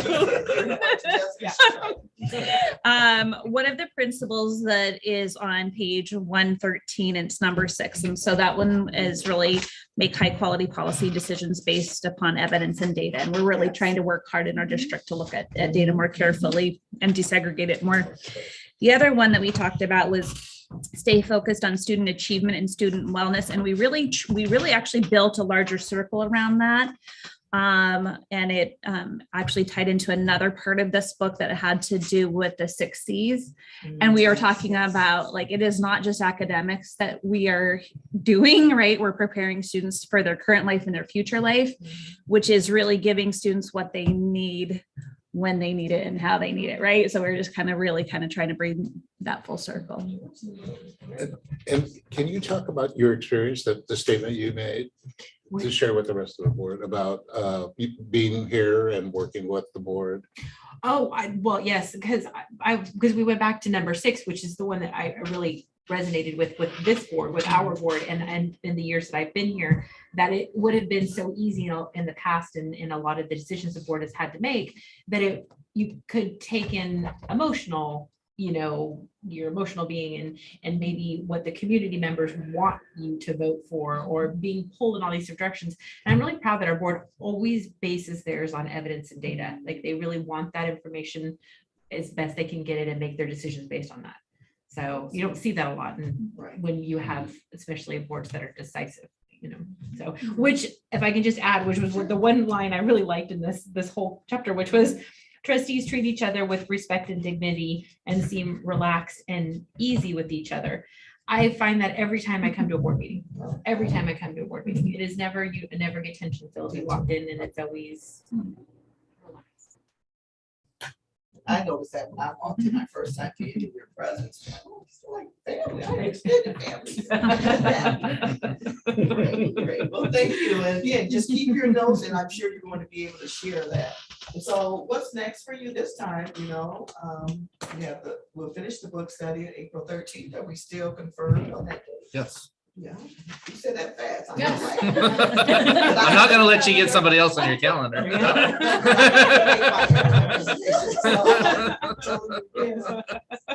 tell some people have changed, honestly. Yeah.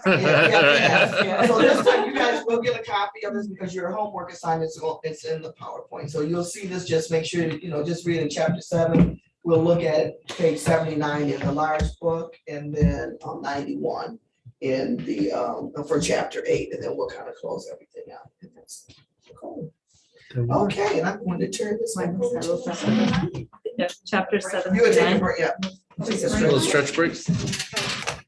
Chapter 7. Thanks. Recess. Oh, yeah, thank you. Sorry, I went on. No, it was good.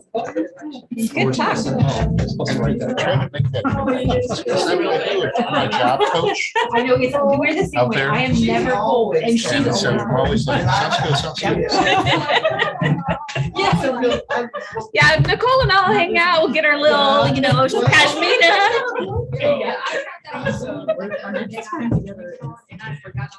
Doing this.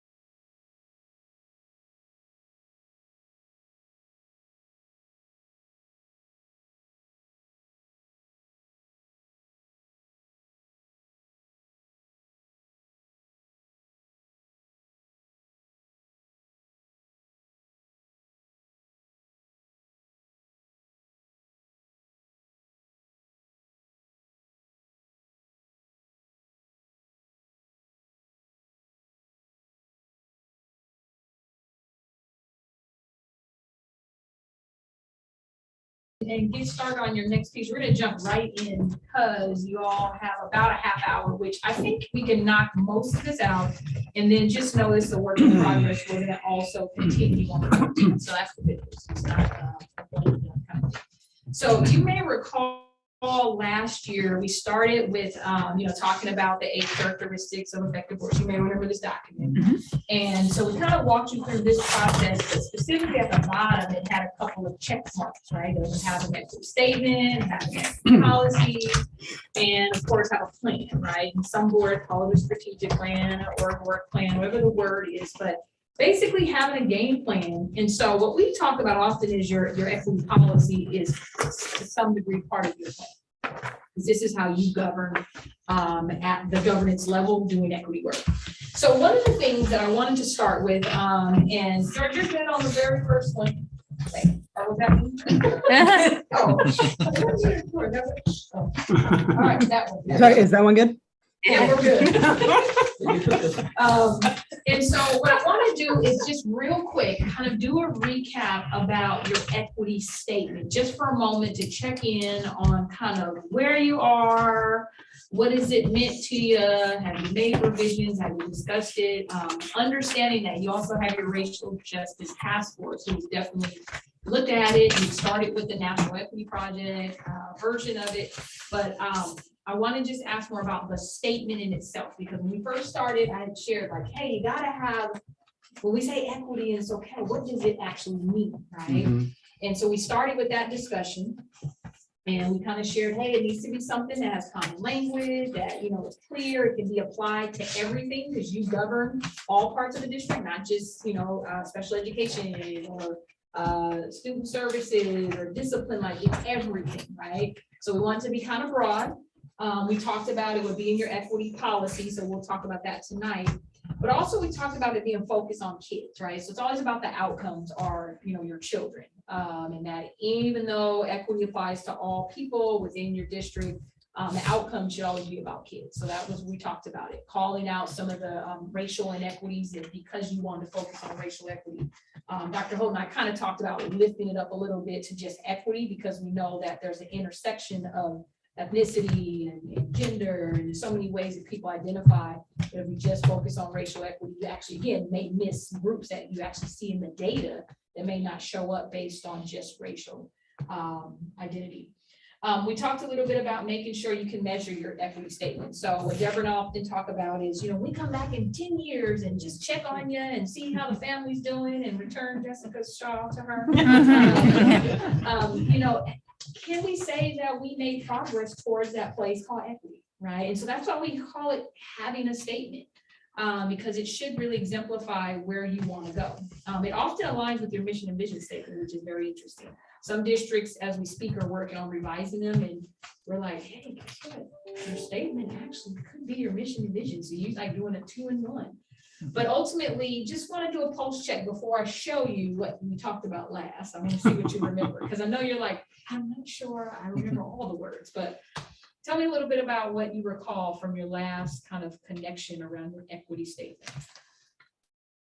When do you recall? Talking about it. Talking about it, feeling I it. shortened it. I think we were rewording it. Yeah. Well, we did the letter rather than the statement, and You're referring to the summary, right? The like action plan summary. it's the equity journey. Yeah, so I'm not referring to that. That's more about kind of a summary of where you all have gone. So that's powerful, but I'm just thinking of like, when I say equity, how do you define it? Like, what does that mean? Because Well, it could have very different I meanings. would say with the board policy, first paragraph, says it Okay, all. okay, which you have, you're right. So it's in your board policy, which is CSBA language. Okay. Because we wanted broad. Did we come up with it? I think we were working on it, and it felt like there was never enough time. It was one of those things. I was like, well, we went slow to went fast, and now we're going real fast, and we have so much to say. And when are we going to do this again? And then I think maybe 3 or 4 months passed. So I think we need to be a little concerned about having too many equity things out there. Yes, We have and an this equity is- letter, yeah. we have a policy, we have a statement, and so which one So this is why we're revisiting this, exactly for this reason. There's a policy statement, there's the concept of a plan, right? There's a lot of different documents that may have the word equity. So when we talk about having an equity statement, we're referring to defining the term and actually it being your lens that you apply to everything you do.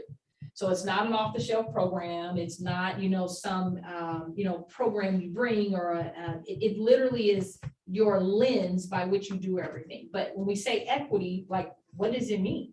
Like, that's literally why we say have a statement. Some will call it a definition. And so as a board, when you're operating at the governance level, you all started that discussion, which is really important to help give some guidance on, okay, what does this actually mean? So when we say, hey, go forward and do equity work, we're all on the same page. So that was the purpose of that discussion. Your policy has some language in it, but that's a policy. So we wanted to really put like your own kind of meat to the bone, does that make sense? Because CSBA keeps you in compliance, it's kind of general language, but we wanted you all to create your own. So, George, are you doing slides for me? How did you shift it? Did it work? Oh, it did. there you Okay. go. George. Yeah. I'm here. Okay. You made me look good. Just thinking, Yeah, I was gonna say, so this was, you may recall when we first started the work, right? We gave you examples of what equity statements may look like. And so the one that you all seemed to really like was the framework from the National Equity Project. So that was one that we kind of said, hey, let's start there. And they called out just the first sentence what it is. And you all kind of disaggregated like how you thought about those words, you discussed it. And you took this framework, and I'm going to show you the next slide on what we talked about last in May of last year. Yeah, that's why you're. Yeah. What was it? So I just wanted you to see kind of where we first started with the discussion. And this was more of a working definition after you all came up with words that it meant to yourselves. You remember I said, what does it mean to you? And you all gave your own definitions, and we kind of unpacked that. And you said, hey, we want to wordsmith a little bit. So this is what you kind of left me with back in May. So I'm kind of bringing it back to you. And then I'll share a little bit about next steps. So I'll let you read that. Actually, let's have our fearless superintendent. Why don't you read out loud? I always like hearing it too. I would love to. All right, from the very top. Yeah, please. In SoCal School District, we are committed to racial equity. This means ensuring that each student has access to appropriate supports and resources based on their needs and aspirations in order for every student to succeed. Okay, now pause right there for a moment. Okay, now let that sit for a moment. Okay, don't even look at the bullets yet. Do you feel like that really speaks to, if we said equity in your district, you feel like this really speaks to it just from what your superintendent read? Is that first part of this means? Do we want to change it to just committed to equity? So that's something to Maybe revisit. what you said, that we want to look at all the groups. Well, being part of the racial justice task force, I'm curious because I know that discussion has happened, right? We sometimes say, let's back up and look a little bit more at the data and we decide like what equity gap do we want to address? What do you feel about that based on what you've kind of seen in that discussion? Do you feel like folks felt it was okay to remove the word racial from the word? Well, everybody's in a race, so that's everybody. So it's And kind of that's like a true, too. redundant thing, That's true too. Yeah. But I think the context was there's other ways for people to identify, and equity gaps in the data may show up as it's not based on the identity, based on the race or ethnicity. So the more we learned over the year, we kind of saw like, oh, okay, it's kind of a broader kind of, remember the whole elephant? Right. Right, and then there's parts of the elephant that could be, based on the different identities that people have. So good question, right? Do we just take the word racial off of there? because the whole economic impact thing is in our district maybe as great as cultural or ethnic or because Yep. it's hard to live here. Yep. It really costs a lot. Yeah, and remember, as a board, you know that you serve all of your students, right? And so sometimes when we kind of narrow it to just race, then we sometimes may, kind of put ourselves in a box where now it's like, okay, we're governing for all students based on the data, of course. So this is something to think about. We're not going to like make decisions tonight, but I want to kind of notate this because what's going to happen when we come back in April for looking at your policy, this statement really is designed to go into the equity policy. Okay, so I'll notate that for the racial piece and kind of see how it looks, and I'll kind of bring back some more versions for y'all to look at. That first sentence that Scott read about, this means ensuring that each student has access to appropriate supports and resources based on their needs and aspirations in order for every student to succeed. Do you feel like that really encapsulates what equity means to you?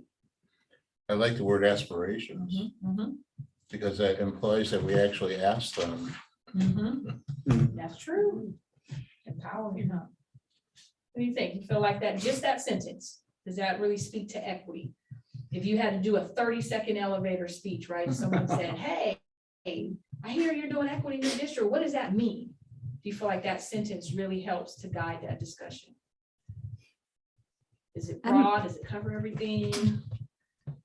Okay. Does that make sense? For someone who may not know what it means, tell me what it Right. means. If you all have to speak to this, if it's a statement coming from the government, so we want to Better make know sure it what makes this sense. is. Yeah, Yeah, better know about it. and this is why we tell folks like, hey, like literally take your time doing this. Don't rush to just adopt a statement, which several boards have done. And then we back up. It's like, okay, well, explain what this means. And we have to do a lot of studying on what some of the words even meant, because we didn't really know. We just like adopted it. So we really appreciate you taking time, but we want to make sure you also have a statement, because the work can't happen if we don't first define it, right? So I don't want to derail it, but so for me, the word access is a more of a passive rather than challenge, you know, Well, and. but all we can do is give access. Right, and here's what's interesting is one thing that, makes it hard to just look at that one, but if I say, okay, now let's look at actually describing the work, now you see more of the actions, right? And so, if you all feel pretty good about that sentence, right, let's take a look at the actions and see if some of the places where you're like, oh, I'm not sure it's speaking to that. Now look at the 4 bullet points, which describe what the work looks like.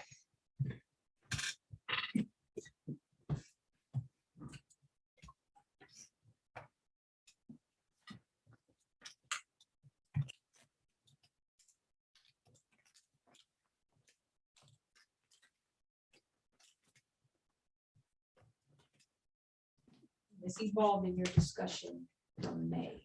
I think this was over 3 sessions, if I recall.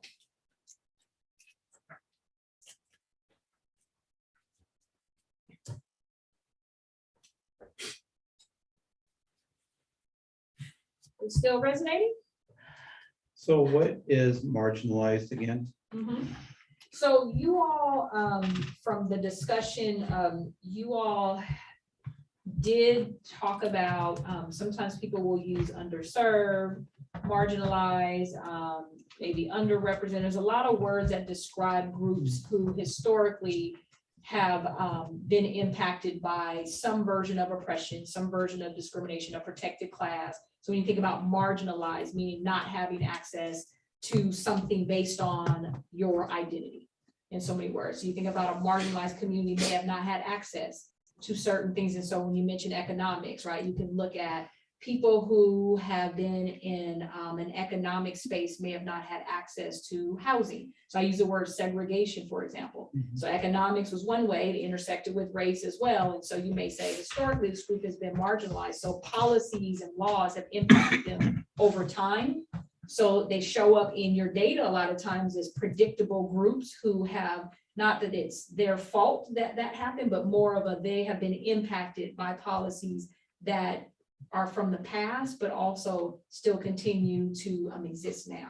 So that's one way to think about when we're saying who's marginalized, is someone who is not necessarily having that access.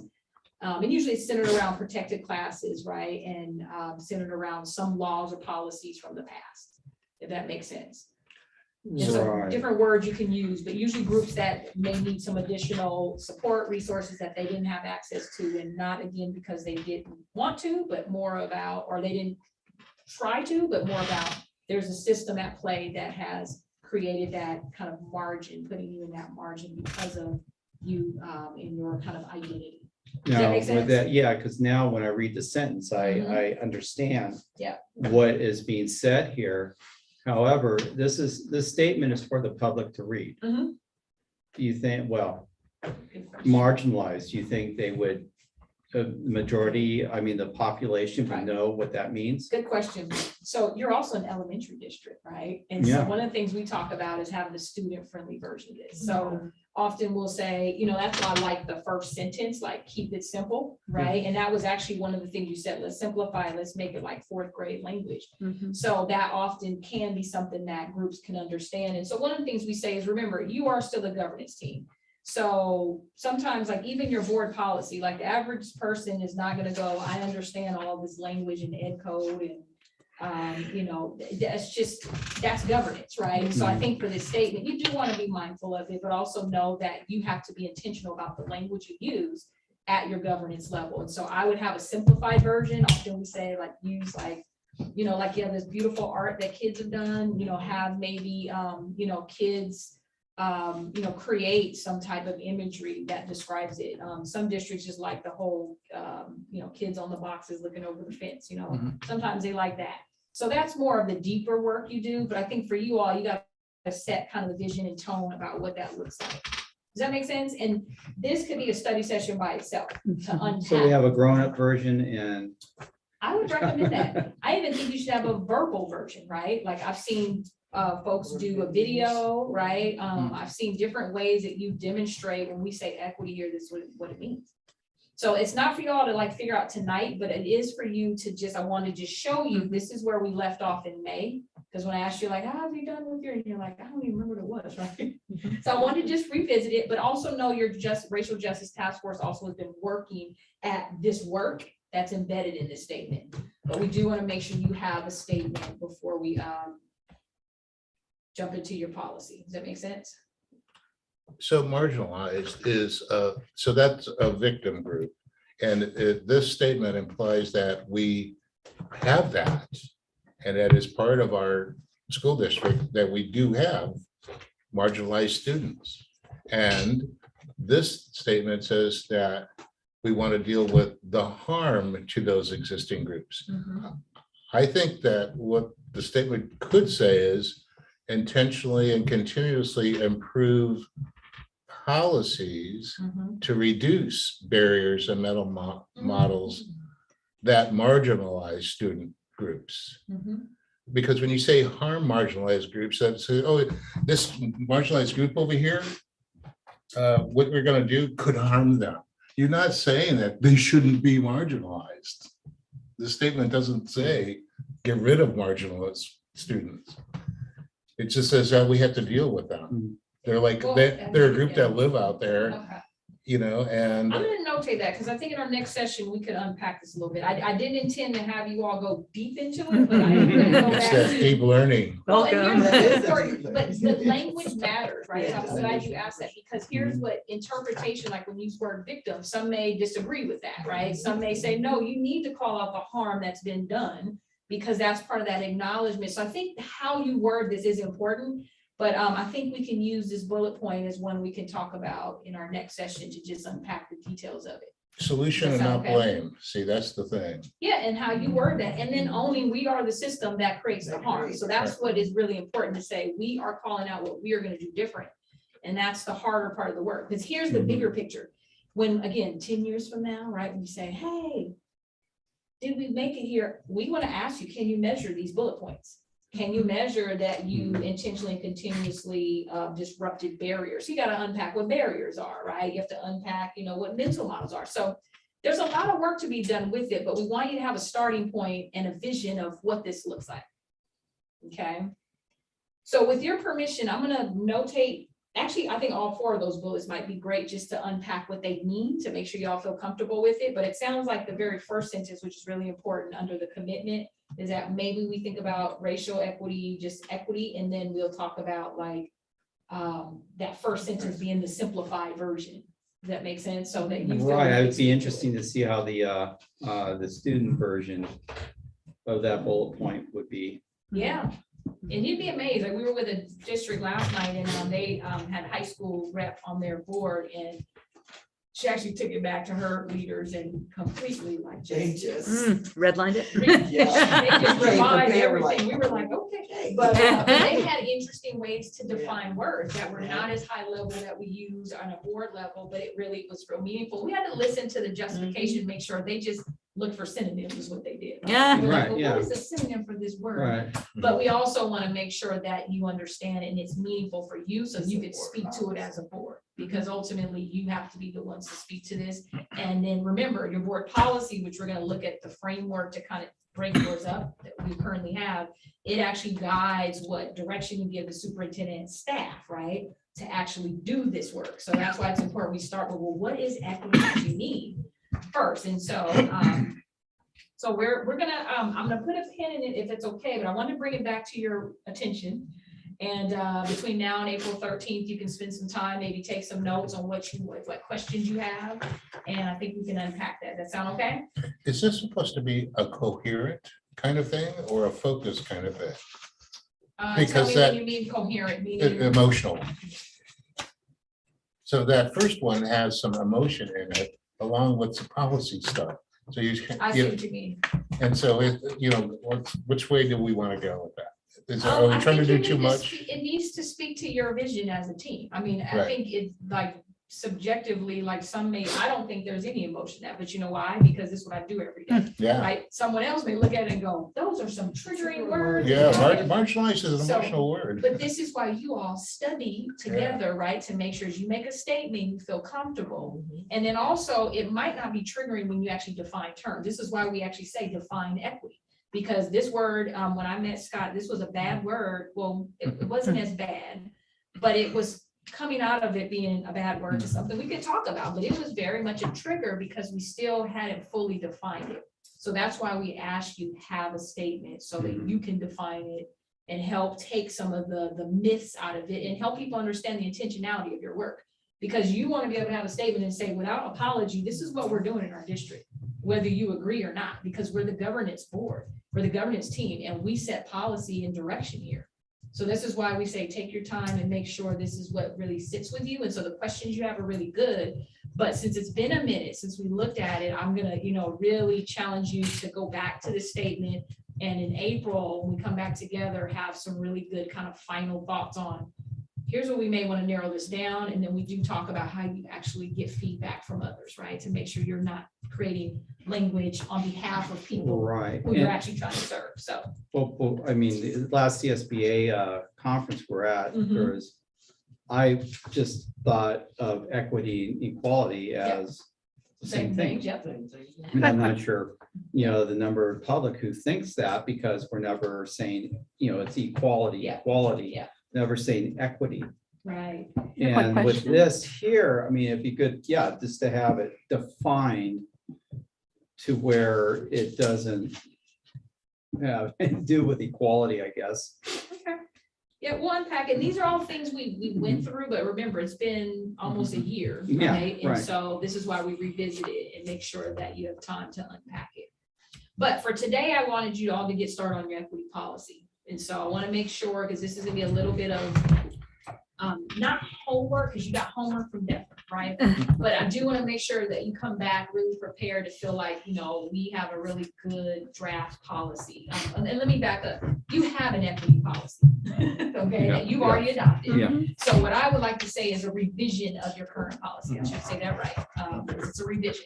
So I like CSBA's policy. It is very much kind of a compliance driven policy. So you're in compliance, right? You have ed code and everything that is really aligned with all your other policies. But what we want you to do is put a little meat to it. Yeah, And beyond- make it yours. Beyond compliance. Yeah, and then. So that might be ARs, so you're familiar with ARs? No. Remember, I'm gonna walk you through exactly what we're doing. So follow me for a moment.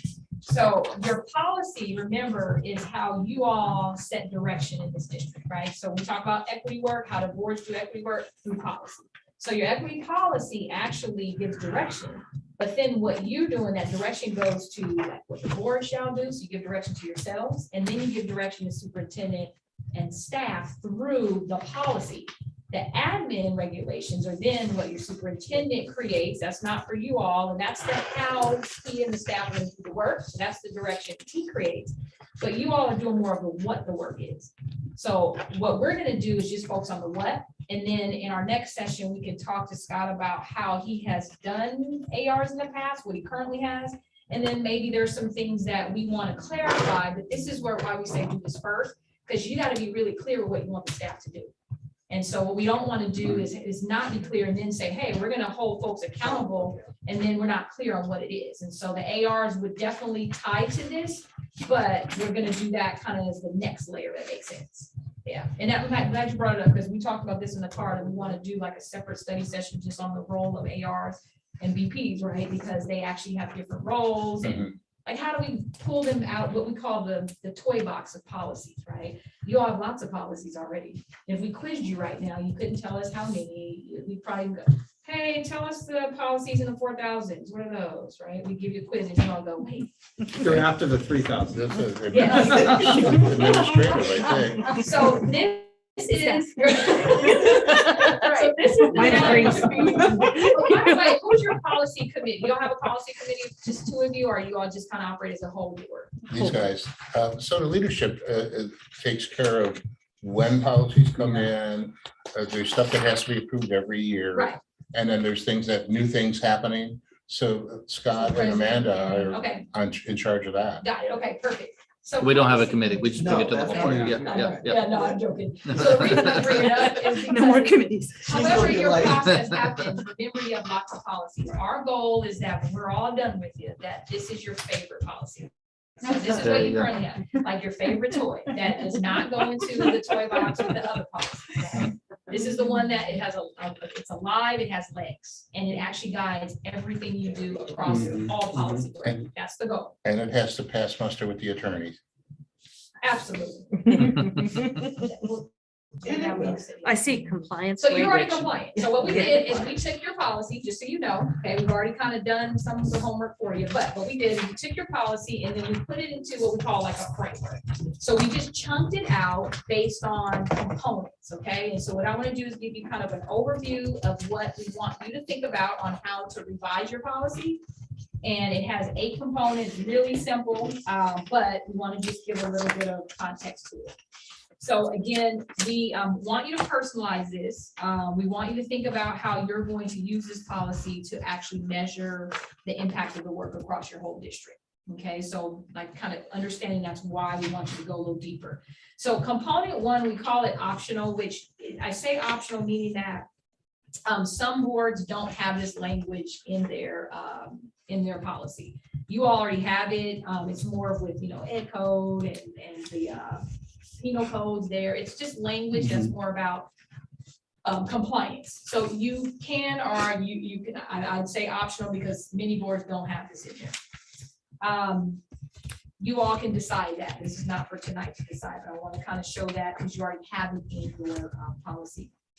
Component 2 is where we say put your equity statement. So that was kind of saved for that piece. What you see in your policy is you have some language that CSBA kind of created.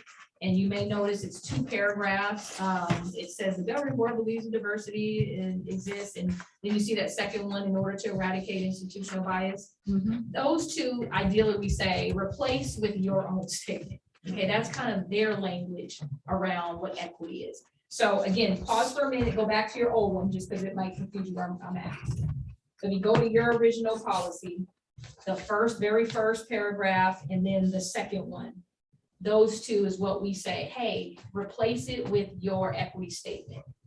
So use your own language, if that makes sense. This is language that they have. It's very general. Most boards actually tear this up when we go through it. So we often just say, well, just use your own equity statement. So that's what we're talking about for component 2. Just so you kind of have a sense when we say insert here and really replace those first 2 paragraphs. So that's what I'm referring to. Okay. And so that's what we'll go back to when we come back in April. We'll look at Why wouldn't we just add it that's instead of possible replace too. it? That's possible too. I I will say the reason why though is now your language starts to get very convoluted with this Right. and it becomes more confusing. Right. When we have to describe these 2 things. So we But can this look is- at it though. But this has been vetted, I'm sure. So I I'm not gonna say anything. I love your state association. They are partners of ours, I would say that, but we'd have to determine what vetted means. The language, actually, many boards don't use this language unless they just keep the policy as is. But folks have they've done a lot of red lines and gone through the word language. Some of them kept them and some didn't. So let's consider both. I'll bring it back to you with both your statement and those 2 paragraphs together. Let's see what you think when we come back. Okay. So incorporate the statement in with the 2 paragraphs. That's kind of the proposed thought. So Okay. if you see them together, right, you see them kind of side by side, but we'll see what you think. Okay? So I'm gonna put a note there to keep original and add the new statement. All right, so I'm gonna do that. So I'm going to jump to component number 3, which is actually throughout your entire policy. So this is why I asked, like, who's the policy committee and who the folks that actually review policy? Because what you're going to find is that there's actual references to policy all throughout the entire document. Okay, so I just want you to see that there's references all the way throughout the entire document. So what ultimately we'll say is when you're all finished with this, what we're going to ask you to do is then go and see how does this align with all your other policies. There may be some that are missing in here. Remember, this was CSBA compliance. So you may have policies that you've created that may or may not be in this original document. So that's kind of something we'd ask you to do at the end. Component 4 is more about board direction. So it's going to be really important when we come back in April that you all think about what direction are we going to give to ourselves around how we make decisions. Okay, so your policy has, what the board shall do, and it has several, it's a whole paragraph. What I did is just broke it up into 3 bullet points because their paragraph in your original your original policy has a lot of language. So we broke it up into bullet points and want you to take a review of that and think about, does this really encapsulate how we want to give ourselves direction? Okay, so what the board shall do, because remember, your role is always to make decisions. Is not to actually do the work. So then you'll kind of notice if we go down to component 5, it's now more clear about what the superintendent will do in collaboration with you. And these are more of the life. So I'm looking at the second bullet, and I will tell you that, to me, this is gonna make voting on stuff a little trickier because now everything has to have a historical component to it. So, I mean, how many decades back do we go in our school district to Good meet question. that thing? Yep. So this is why I think study session time is important to talk about, well, how do we make decisions with intentionality and without bias, right? Like those are things that you want to have like full-on discussions like you do through the book study. And how do we ask questions of each other, right? How do we carve those questions? So we're going to talk about that in April because I think that's important for y'all to think about.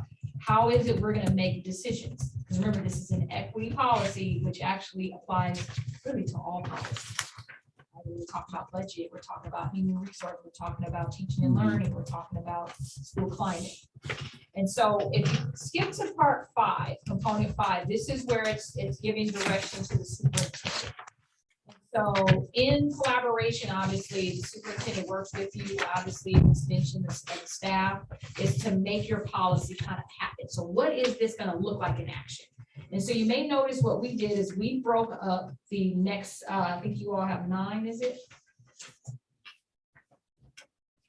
9.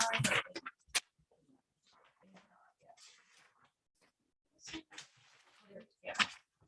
So what we did is we broke up your 9 kind of actions into the 4 buckets of priority, right? So your teaching and learning, we talked about budget, we talked about human resources, and we talked about school climate.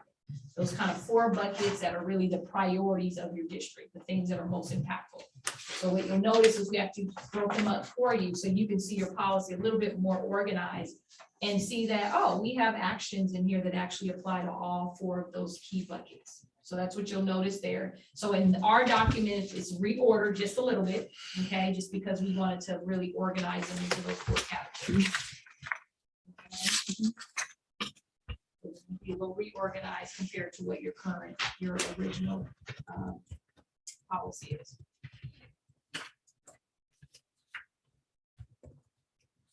So So what we'll do in April is go through and see if any of the language here, because this is a current policy, so we want to see if any of this language you feel like you may want to change. So some of this stuff, should we like try to come up with how much it's gonna cost to do it? No, that's not for this work. This is just your policy, like vision work, right? But if- Plan, strategic planning, the admin regulation process, that's all more of like Yeah, the but the details. if we make a policy that means that Michelle now has to work weekends, that's a cost. Yes, but for Look at the her. sake of doing the policy, the first step is you creating the vision, Probably right? already The happens. actions, right? The AR piece of it, right? Mhm. That's where you all are gonna go deeper into now, how does this look in the how? And absolutely, you gotta talk about budget implications. But we're just getting you started with big picture. Okay, and this would be cool, because guess what? This policy is gonna drive a lot of study sessions around your budgets. It should actually. Right. Great question. And so just so you know, component 6, we actually kind of did for you, is just prioritizing them. So that's what that says, component 6. We actually did that for you in component 5. And then what you'll notice as you get to the end of the document on page 4 is component 7, which is going to be now, and this kind of speaks to what Phil mentioned, is you do have to create some metrics for this, right? Are you going to measure this? That may be where budget conversations come in, and also timelines, like how are we going to make sure this happens? And so that Deborah often talks about like the SMART goal kind of process, right? And so should really start aligning with your strategic plan. Like these are not things you should just be creating just as something new. This should be aligning with what you're currently doing, but now give it a little bit more guidance. And now we talk about how do you take this policy and then measure the impact of your work. Okay, so if there's a timeline to this, this would guide the staff, for example, say, hey, every quarter we need some data around one of these actions, right? Like adoption of our curriculum. I mean, these are all things that actually are going to guide a lot of the work you do focused on equity. But it's hard to do without having the policy in front of you. So this is where we wanted to kind of give you some version of a gift of taking your policy, kind of deconstructing it and organizing the way that you all can use it as a real guide, actually, real question, helping you to ask the right questions, helping you to measure, is equity work happening in our district? And if it's not, what do we do to be able to better support how that happens? Does that make sense? So thoughts about how we kind of restructured it, because what we're going to do in our next session is literally go through each of these and make sure you are okay with the language that currently is in your policy, specifically component number 5, like the language, and also component 4 is the board directions. So we want to make sure between now and April 13th, you look at this again. So it's not foreign to you, and it's kind of like, okay, I thought about this. I want to make sure that this is worded a little differently, or we're fine with it. That make sense? How many hours are we meeting for on the 13th? So it's definitely, it goes pretty fast, actually, but if you take a look at it, but here's what typically has happened, right? Is most boards, again, you have a lot of policies. How often do you go back to them? Because there's so many, right? And so usually pick up the one that's relevant right now, but what we want you to think about, this one is the one you have for everything, because it's a lens by which you do all of the work in the district. So that's the goal, is to be your favorite toy, and at some point, it maybe can be taped to the dais, right? Take it right there. We'll have you learn how to like have the questions you want to ask the staff. So we have a whole culture around how do we measure our policy, so it's not a gotcha moment or oh, we weren't ready for that, right? And also the staff knows like, hey, this is information the board wants because it's laid out in the policy. It's kind of a cool process when you put it into action. So we still have some work to do, but you all have a policy already, so you can use it now, actually. But we want to make sure you fully understand it and really like feel like it's yours, Questions? I'll use a really basic one. I don't think we have the PowerPoint, which would someone email us the PowerPoint? Yes, Okay. we actually gave it to George, right? So Thank you. Yeah, perfect, yeah. Yes. Apologies, yeah, that was just like, I don't have any good reason except, I think the word of the last 2 weeks has been exhaustion for most people we've been working with. So I just, got to charge it to my head because I don't know why I didn't send it. That's okay. So apologies for that. No. We want you to be able to post it. And if you want your equity statement, we can maybe just, I guess it can be 2 separate documents. Sure. Is that okay? Yeah. And that one actually you already have, believe it or not, it's actually back from the May slides. I just pulled it back out. Yeah. So. I think it'll be really helpful to reread and Yeah. review all of this Yeah. leading up to the April meeting. Yeah, and so. what I'm gonna do, just so you all know, is I'm gonna put, like I mentioned about your statement in component number 2, I'm gonna put your statement there and then leave the language that's in your current policy, so you can just see it all in one place. It's a little bit easier that way. And so between now and April 13th, you all can take a look. You got your homework, your study set, your book study homework. Yeah, you're gonna email us. That's in the slides too, right? Or the PowerPoint. Yeah, Perfect. good, okay, thanks, yeah. I'll summarize it all. Yeah, up I in the know, Friday yeah, update. I'll look for it. Even more I work. want you to remember everything that you Yeah, said. that's why I put it in the Thank slides you, today. thank you. Well, I'm just thinking that in the policy, the second and third paragraph, and you want us to insert equity statement, but not worded here, but just kind of put in 2 paragraphs that is about the statement. Yeah, they kind of say similar things, yeah. So when you see them side by side, you're gonna go, oh, like, it's a lot of language you already have in yours, but when you start unpacking the words. Can you just yeah, go to 1 paragraph? You could, actually, that's what you kind of did with this. Yeah. We organized this, like, I like bullet points because it pulls things out, but what you have is a lot of, it's gonna see. A lot of words. It's exactly. Yeah. So I like to And the like- first and the second and third are almost. Yep. But, I mean, not a big, huge Yeah. difference there. Just simplify it.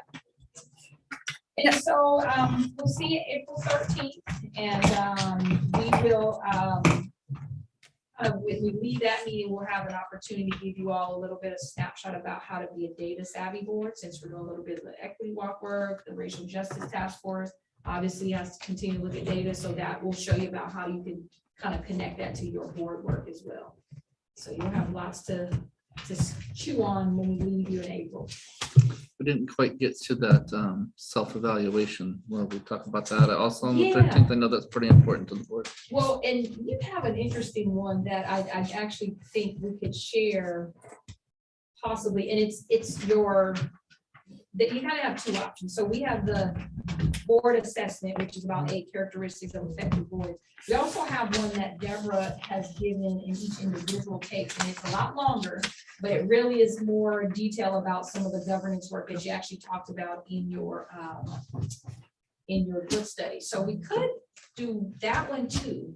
I think that'd be good. I know that came up the board annually, self-evaluate. So that one Yep, might be and better. and they've expressed an interest we use the CSBA one, which is pretty compliant. Yeah.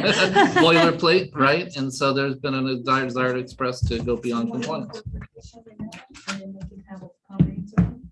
Sure. I hope I'm summarizing. Yeah. you Yes. guys' thoughts. So I was gonna say, do you all want to do that in Oh, your thank you. study session? I'm sorry? Do you want to actually do that in your study session in terms of, because usually you get it ahead of time, right? And then we discuss the results in your study session, typically is how we would do it. So it's a question of like whether to prioritize that above some other work, It's right? just, it takes time. Yeah, And yeah, it's more, yeah. it's more homework. I mean, it can be done. It's just a matter of just making sure that you all are okay with that, because that would give you, you'd probably need a 3-hour We need session 3 versus hours. just, I guess what I would say. So you all. Just have to on the decide. board. To me, it sounds like a little more than we can chew on. I mean, And we, let me see. I mean, it's, and the next few weeks are, part of that time is spring break. Like I want to be respectful of all of our time in terms of how many hours of homework we're going to do. Right, Scott, yeah, this was our last one. Well, for the you year. know. Well, right, I this is know, some- yeah. This is not gonna be done and over with. Walk, yeah. No, but Yeah, we right, have I just feel one like more if we before, try to right? bake in a whole thing Yeah, about just each the doing our. The 13th. self-assessment, that's all. Okay. It just takes a bit Okay, of time. okay. You are happy, but we- Take I that mean, if piece you and deal wanna with it think later. about Yeah. If they want to come back together one more time at the end of the year, Mhm. that could be better timing and just focus on Just the that board in assessment. one session. Yeah, maybe I'll talk to you about, because we also have an item that comes Yeah. up annually where we Yeah. decide on the tool Mhm. before it's actually implemented. And so maybe I can bake some of those ideas into that and keep the study session sacred. So I like that. Yeah, I so like the study session or? On the April board? 13th, to not really spend so much of the time on the self-evaluation, but to use some of the ideas from the one they have to infuse our conversation that we annually have about self-evaluation. Does that make sense? Yeah. Oh, okay. On board with that for sure. April 13th, a regular meeting? No, it's one of these. Okay. It's our next, Okay, yeah, we don't have a okay, regular meeting yeah. until April 20th. Do we, okay, all right. Let's see, what we got. So are we- Snuck up on me. Attorney, April 15th. What's that? you need a motion? Are we? Thank So you we're all both so clear much, on by the way. everything? This Yes. was awesome and totally worth having in person. I will do what I always want to make sure we do is check in and see if we have any public comments, since that it is an agendized item. And we may, even though we have no one in attendance, folks were welcome to come in person, but just in case anyone was viewing and wanted to chime in with any No. questions or comments, nothing on text? Nothing at that. Nothing on email. Okay, thank you for honoring that piece. Board president. Thank you both very, very much. Thank you all for doing the work. Thank you. Yeah, And do I have a motion to adjourn? I'll make it. Second? I'll second. Okay, all in favor? Aye. Aye. All right. So we're not live.